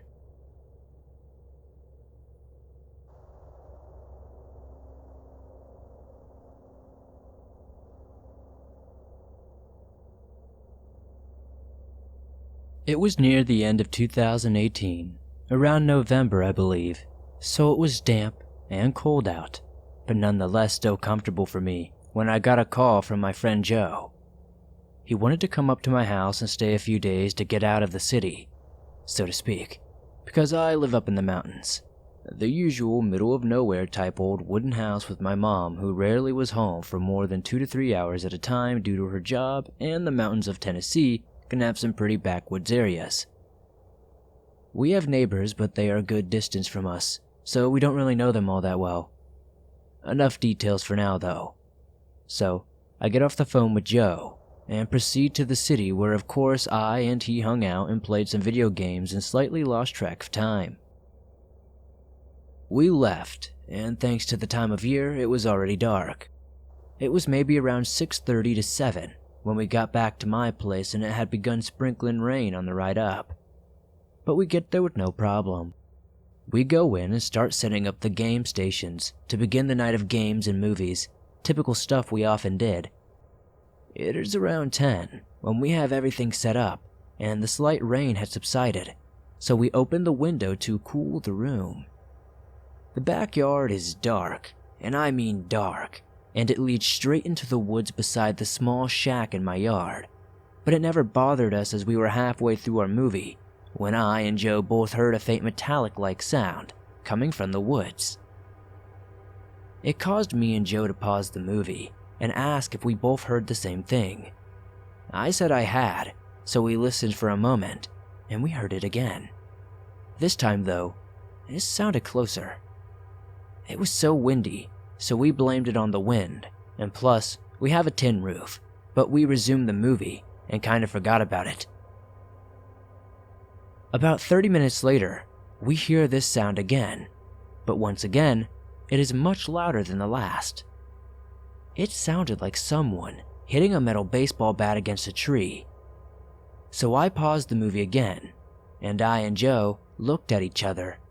We decided to stay quiet and turn the lights down and take a look out the window. We saw nothing, but kept hearing it move around the woods, so to speak. We started getting a little freaked out, but turned the movie back on and lowered the volume, mostly as a ploy to act as if we were ignoring it. But really, we were listening intently to the outside noises, and the sound quickly stopped. They now transitioned to the side of my house, just under the opened window. We froze, and for what felt like 5 minutes just stared at the window, seeing nothing but the darkness and slight glow of the floodlight coming from the side of the house. Soon, we saw a shadow in the light. Then all at once, the light shook and went out. We turned and ran into the front room and grabbed a light and anything we could use as a non-lethal weapon and bolted outside to the area from which the sound was coming from. It was coming from just under the window, but there was nothing. No sound, no light, but my floodlight was unscrewed and on my porch, which really freaked us out. So I quickly put the light back up, and we had a brief look around when it began raining pretty hard. We stopped our search and concluded that whoever or whatever unscrewed that light was gone. We assumed it did not want to stay in the rain, as we did not either. We got back inside, still thinking about what had just happened. As I went to look out the window, I saw what looked like a man standing in the dark looking at me from behind the shack in my yard. I was scared, I would not lie, but I kept talking to Joe as if I did not see him. I walked over to my desk and I calmly took out my 9mm handgun. I had used this for home protection due to previous incidents that we had had. I stow it in my lap and hoped that whoever was outside would leave. It seemed that for another hour or so that the guy was gone. But we heard loud footsteps on my porch near the floodlight, then a series of loud banging on my wall right next to where we were sitting. I stood up and cocked my handgun. When I saw the outside light go out again, I moved to the window and shoved nearly my whole upper body out of the window and fired at least 7 shots right under the outside of the light, and I saw the man run into the woods wildly off into the dark again. Silence and darkness crept over us again the remainder of the night. We kept the lights on and the window shut, and nothing else happened. All has been quiet since.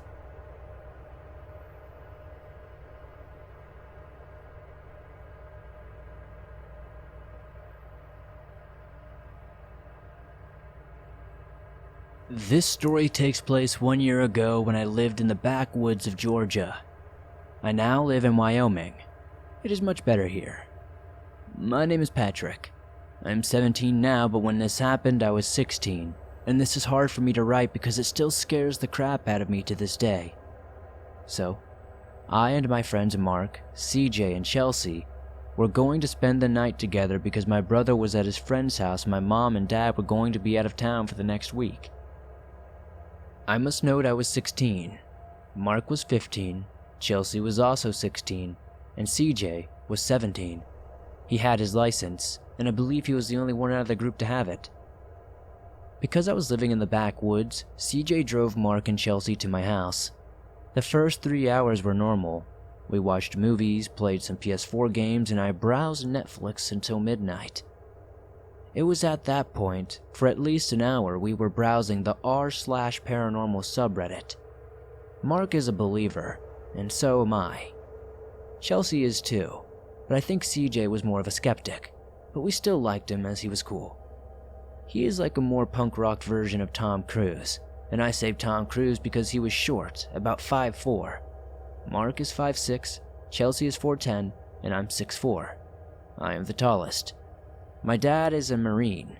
He is a beast at 70, and he is 6'4". I got my height from my dad. Had I not been the tallest and strongest of my friends, I would not be alive today. Here's why. We were sitting there out of nowhere. My dog starts going absolutely nuts. I grabbed my dad's shotgun because my house was on a back road of a back road.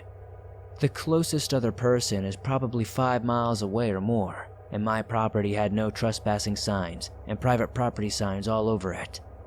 So I looked outside and see nothing. Then I hear a sound that sends chills down my spine even as I write this. I said, "What the heck is that?" CJ comes running outside.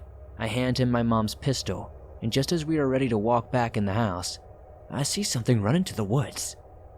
Me and CJ run after it, with our guns.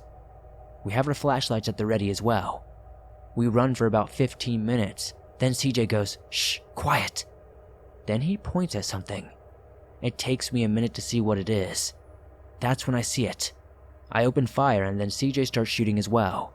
I stop and tell him to stop soon after. We hear a scream coming from the house. Me and CJ sprint back to the house as we hear that god-awful sound again. CJ and I run into the back door. We find Mark and Chelsea in the corner of the room. Chelsea is hysterical and crying and said, "What was that?" We all had a look of shock on our faces, and then I looked at my dog. Sarah is a 10-year-old black lab. She's the best dog ever. I saw her hiding behind my dad's chair. There were 3 long, deep claw marks along her side. We all spent the rest of the night in my upstairs bedroom with all the doors locked. When the sun came up, we went outside with my dad's shotgun and searched the backyard. I found 2 large footprints where I saw the thing run into the woods. I told CJ and Mark, but not Chelsea. I stayed at CJ's place for the next couple of days.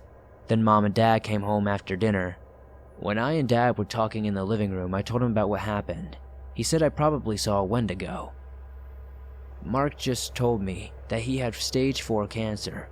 He only has 6 months, so I figured I would share this story. Chelsea and I have been dating for a while now. Next year we turn 18. I plan on asking her to marry me, and I want a big family and lots of kids, but I can't never forget that night.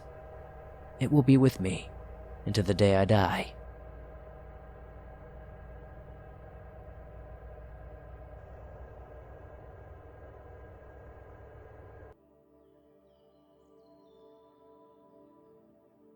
When I was 15, I lived in Chandler, Arizona.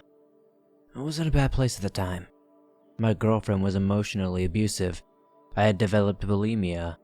I was in a bad place.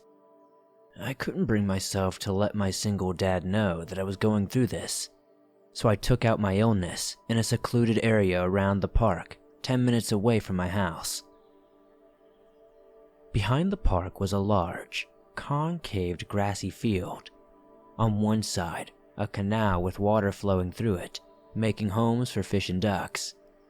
On the other end was the wall that separated the park from the backyards of these people. Behind that wall, between it and the road that laid behind the park and the canal, was a long, slender strip of rocky terrain with nothing but trees to block it from view, and small electrical boxes to sit on while I took out my frustration. This went on for months before the creature showed up. At first, all it would be was a black figure standing at a distance at the back of the park, at the entrance of the rocky strip. It could have been just a man, if it were not for these two bright orange beacons it called eyes, each one protruding from the side of its head. It scared me, but I was not capable of quitting yet. Instead of my usual routine of going there at night after every dinner to purge the food out, I'd check, and if it wasn't there, I'd fight nausea my body had built up to the point that I'd just go to a bathroom. This went on for a while until one day, I didn't see him. I walked back to the rocky strip, went to the electrical box seat I'd made for myself, and there he was. For the first time, seeing it in complete detail. His skin was gray, but considering it was nighttime, I could not tell you exactly what shade. What I could say for sure was what was above his shoulders. Instead of a human head, his neck extended easily a foot or two long, covered in loose, wrinkly skin. The neck leading up to the head was obscured by the electrical box, but it was easy to see that the head was moving, the glow from its orange eyes illuminating the area behind the box. And with that light, I could see that the head was moving as if it were eating. I went back during the day and there was never anything there beyond remnants of dried vomit. So, my schedule changed. I'd check if it was outside. If it wasn't, I'd go towards my usual spot. If it was there, I'd leave. If it wasn't, I'd take care of my bulimia there. Until one day, I had enough. By now, I was 16 years old, and I was an edgy teen, done with the world. I was recently single, worse emotionally than I had ever been, and I had enough of being scared. I went to the strip, saw it eating, and decided to turn the flashlight on my phone to look at this thing so I could tell it to screw off. That is when for the first time I saw this thing in full. It was a dark gray, skin saggy, resembling that of an old man. Its neck skin dangled down like bags of water, swashing about everywhere. Its head was different. Its head was conical, with a bumped up nose, making it look like a combination between a rat and a camel. It had only 4 teeth, yellow, plaque-ridden, and extending out from the sides of its lipless mouth. The eyes, wide, unmoving, placed on each side of its head, glowed a menacing orange hue. I was done with this thing's crap. I was done with it scaring me. So I yelled at it. That is when it reached out, its hand seemingly normal except for a singular, long, bony middle finger armed with a talon.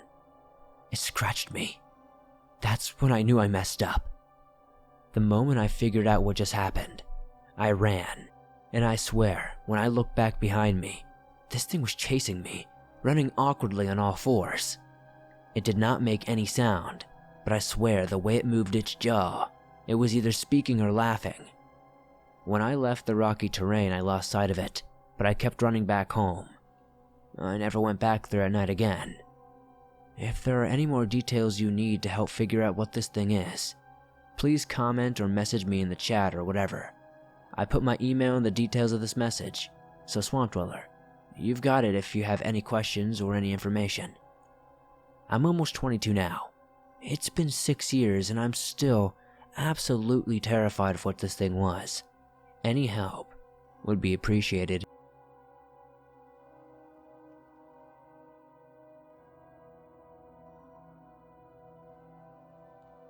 I was a Girl Scout from the age of 5. I was a daisy, all the way until 17, a senior gold award. I loved it, and spent my summers in different camps all over California. One of my favorites was called Hidden Falls in Soquel, California, deep in the Santa Cruz Mountains. This sleepaway camp is in a gorgeous redwood forest in a quite rural area. Funnily enough, about 40-ish minutes away from this camp is a dedicated Bigfoot museum, full of quote-unquote evidence and first-hand accounts from several people who have claimed to have seen or heard the elusive cryptid. This Girl Scout camp was all about outdoor skills, and we slept out under the stars every night. It was warm, and having spent the day hiking, swimming, and playing sports, most of my fellow campers fell asleep quickly and stayed asleep no matter what strange sounds were happening around us. I, on the other hand, have had insomnia since a young age, and at the age of 11, it was going strong. I spent night after night up for hours, listening to screech owls and scurrying small animals. There was one night, though, that will stay with me forever. On this night, however, I heard and smelled something different. It was getting close to the full moon, and my insomnia was at its worst.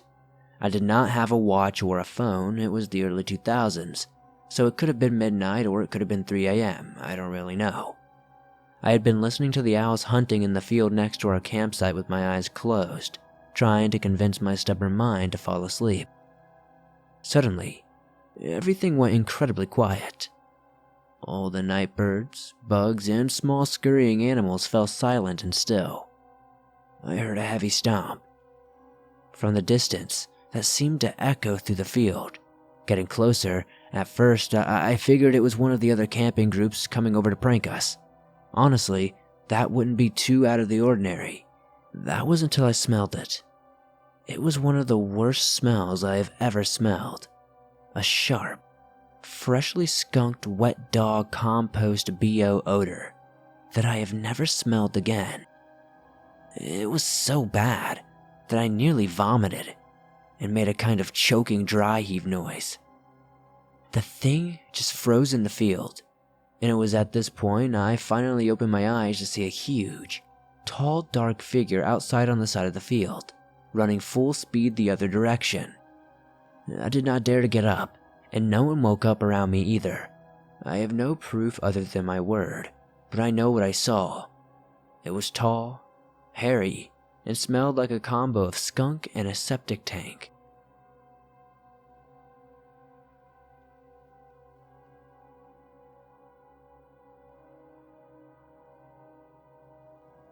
About 4 years ago, I went to our cabin that sits on 200 acres on top of a mountain roughly 20 miles north of Clinton, Arkansas. The trip takes exactly 2 hours, from my driveway to the driveway at the cabin. The land used to belong to my wife's grandmother before she passed. After her passing, we would go up there once or twice a week to check on her 2 cats. Both were mostly outdoor cats, and the oldest, 26 in human years, had a knack for teaching the local wildlife how to use the pet door to gain entry into the house. So it was fairly normal to walk into the house to find a raccoon sleeping in a corner or helping itself to some food. This trip had been a normal routine trip of just going up to check on our hog trap. Wild hogs in Arkansas, as with most other states, are considered a nuisance animal as they destroy crops, costing farmers millions of dollars in damages and devastate the food chain by eating everything edible they came across, driving other game out of the area. On the upside, this pretty much gives hunters the ability to hunt them day or night, year-round with no bag limit. Hell, you do not even have to harvest the meat, just leave them where they drop. Well, I get up to the cabin and check on the cats and make sure there are no wild animals in the house. I fill up 2 5-gallon buckets full of fermented corn, which we used for baiting the trap, load up my gear into the trailer that's attached to the four-wheeler, then grab my rifle out of my truck. There are black bears and other predators up there. It is more for protection than anything. Before I leave the cabin, I start getting an uneasy feeling that something is not quite right. So I grab some ash from the fireplace. I rub it on my rifle, ammo, and my hunting knife, just in case. No, I'm not overly superstitious, but I have seen and heard quite a few supernatural events in my lifetime. I know that when your gut starts talking to you, you should probably listen. I grab my flashlight and rifle and hop onto the four-wheeler and head down to the hog trap. It is about a mile back into the woods, and unfortunately there is not much of a turnaround anywhere near the trap for the four-wheeler. I stopped at a bend in the trail and decided to walk the remaining half a mile to the trap. As it was a full moon and there were no clouds in the sky, I did not need to use a flashlight, so I just hung it from my belt loop with some paracord, slung my rifle, grabbed the buckets, and proceeded to walk. Halfway to the trap, I noticed that there were absolutely no sounds coming from my surroundings. No frogs, no crickets, nothing. I stand there, stock still, straining my ears just listening. Out of nowhere, I start hearing whispering all around me. I do not recognize the language, but it does not seem threatening. After a few moments, it fades away. Then, clear as day, I hear my wife's late grandmother's voice as if she were right next to me say, "Dustin, be quiet."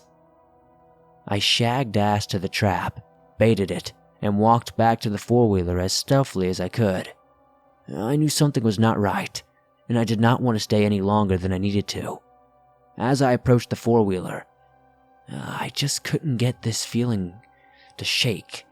I heard something in the trees to my right. Now the terrain to my right drops off steep while the terrain to my left is very, very steep. It's a rocky hill, so it's even worse. As I turn and investigate the trees, I can see branches bending under the weight of an animal with considerable weight. I turn on the green flashlight that I have mounted onto my rifle scope and look through the scope to see what the hell kind of animal this is. Now, even though this branch is about 30 feet away and eye level at me, it is also about 20 feet off the ground due to the slope. I see absolutely nothing, and yet the branch is bending by itself. I take aim and pull the trigger. The sound of my .308 splits the night, and the blast from the barrel illuminates the area. Not 2 seconds later, I hear a voice, a distorted man's voice a few feet from my left, say, "Damn, that was loud." I never spun so fast in my life. I had cycled the bolt on my rifle and grabbed my other flashlight and scanned the area. What I saw standing not 20 yards away scarred me more than anything. It was a humanoid-looking creature with pale skin and yellow eyes, just crouching in the middle of the trail. "What the heck is that?" I muttered to myself. I sat the flashlight on the four-wheeler and took aim at whatever this thing was. I began squeezing the trigger until I felt all the slack taken out. I could feel the wall, that minute space between not firing and feeling the firing pin straining to touch the primer.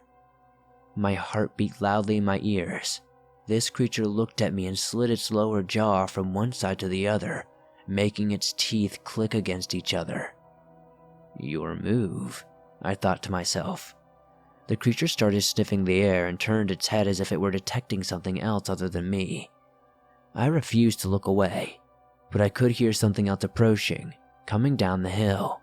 Suddenly, the creature looked up the hill, then took off in the opposite direction. I took this opportunity to jump on the four-wheeler and haul ass out of there. I made a turnaround through some bushes and tall grass and flew out of the area, away from that thing and, more importantly, away from whatever scared it off. I arrived back at the cabin and tossed all my gear into the truck, and as I was about to get into the truck, I heard a very loud shrieking and roaring coming from the area I had just left. I jumped in my truck and floored it.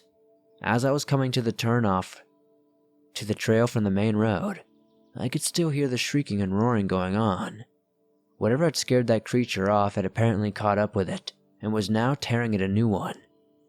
I flew home and did not stop until I got home. My wife and I still go up there from time to time, but we never go unarmed. I passionately believe that my wife's grandmother was watching over me that night. Anyway, thanks for letting me share this story, Swamp. My kids and I will continue listening to your channel before we go to bed.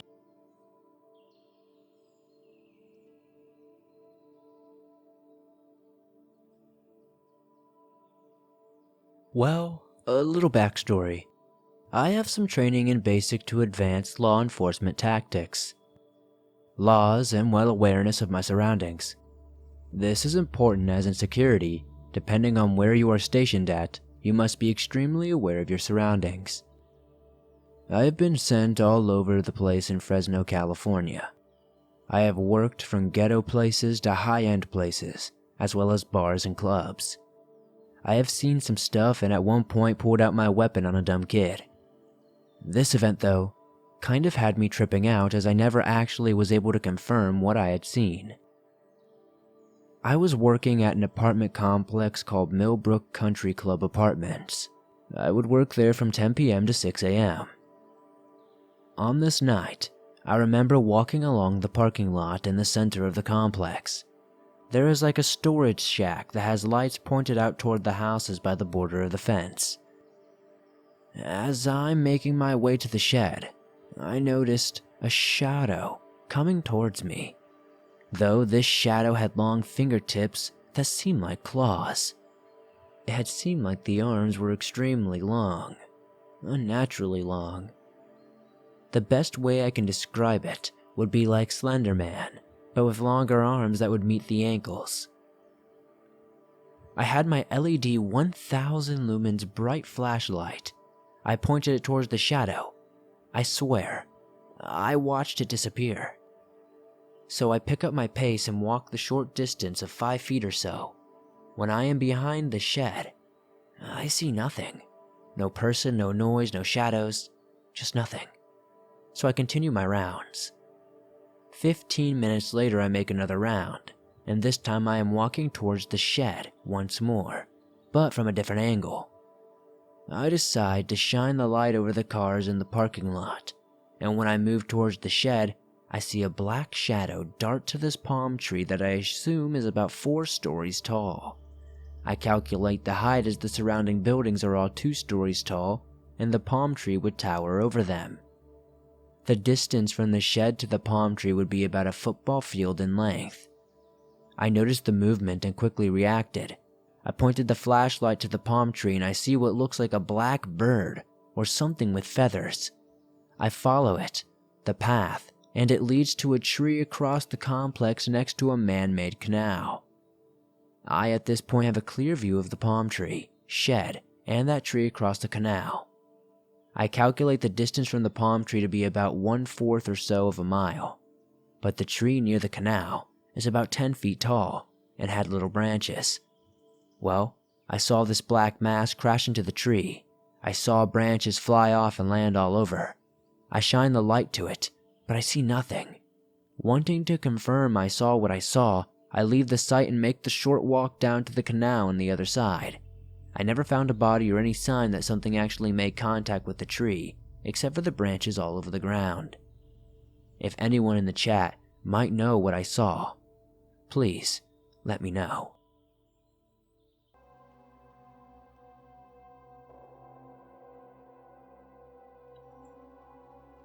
I wanted to share a story from when I was younger.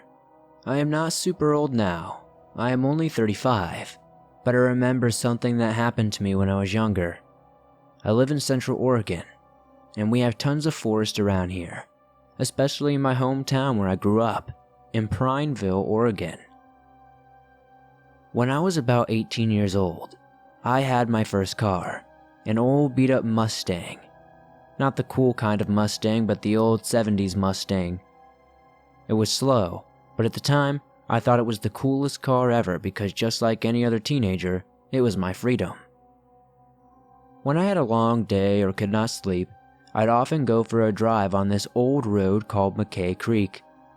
It was out in the woods and went to various Forest Service roads when you go far enough down.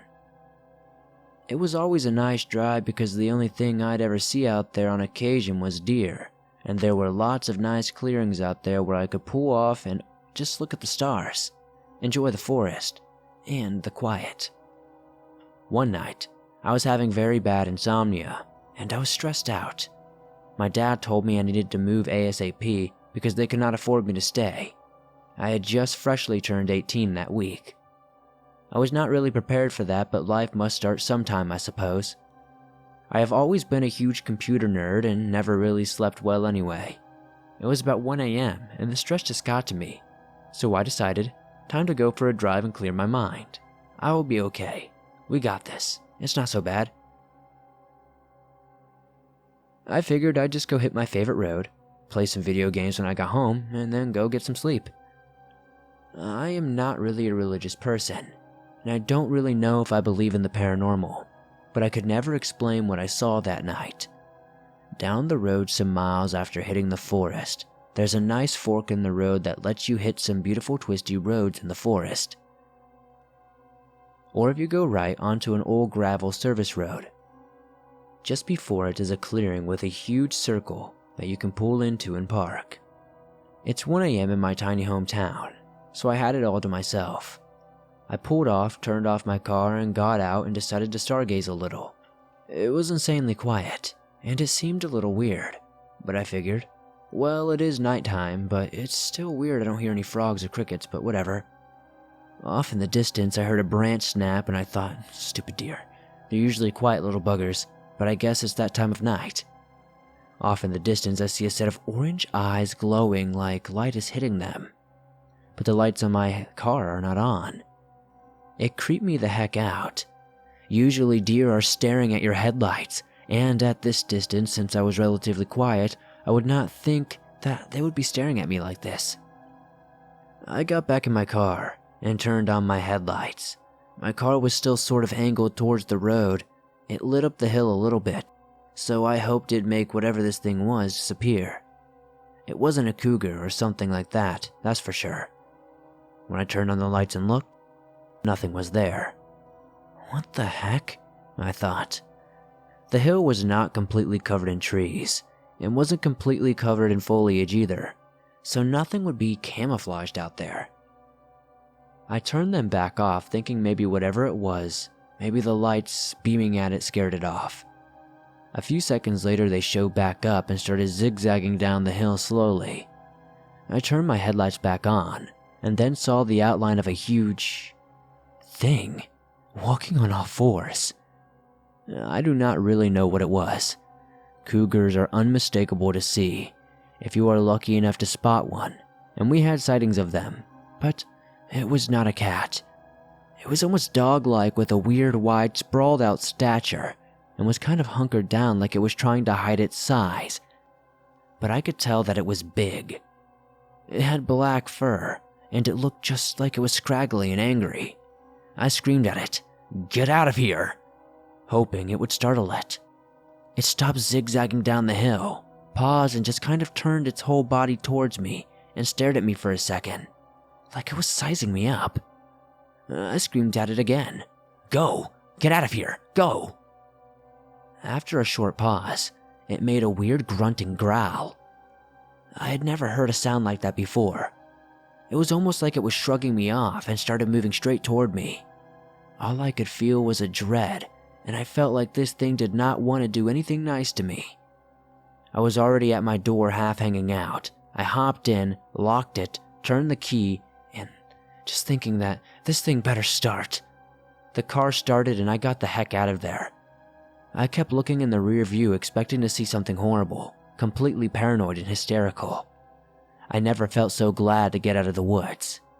I loved hiking in those woods, camping in those woods, and going out to that road for drives to blow off steam. But after that, I have never returned without a gun, because whatever it was, it scared the absolute hell out of me.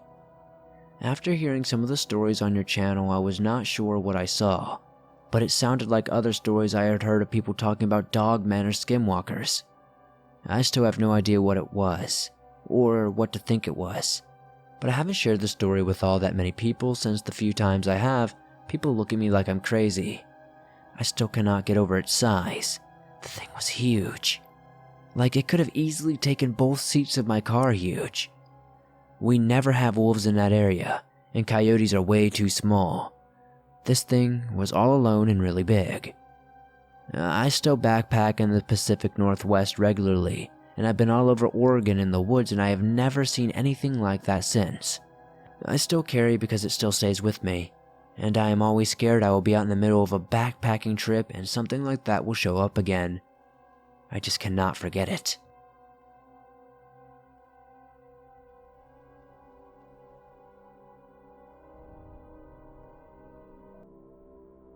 Thanks for listening to these creepy and allegedly true, disturbing scary stories sent in by viewers just like you. As I said in the intro, these were some of my favorite ones I've read over the past year so far. And being as we're already so close to the end of 2020, I figured I'd put out a little bit of a premature best of 2020 video, so to speak, I guess. I hope you guys enjoyed these. Be sure to hit that like button if you did. Subscribe if you're new, and turn on notifications to never miss a new video, as I upload them almost every single day, on all things natural and supernatural. If you guys have a story that you would like to share in a future video, be sure to submit your story at swampdweller.net or the email you can find in the description down below. If you're not aware, you can download your favorite Swamp Dweller scary stories on iTunes, Spotify, Stitcher Radio, and just about everywhere else you find your favorite scary stories online. And the best part of it all is, it's free. If you guys want to support the channel outside of hitting that like button and subscribing, be sure to check out our merch store. We've got face masks, shirts, hoodies, mugs, and pretty much anything else you could want. It really does help the channel out a ton. If you enjoyed my friend Jensen's voice, be sure to check out his channel. You can also find the link to do that in the description down below. It would mean a lot to me if you check his channel out and maybe give him a subscribe. He's been working hard on his narrations, and I think you guys would like him. Thank you guys, as always, for supporting the channel the way you do. I'll see you guys soon with another creepy video.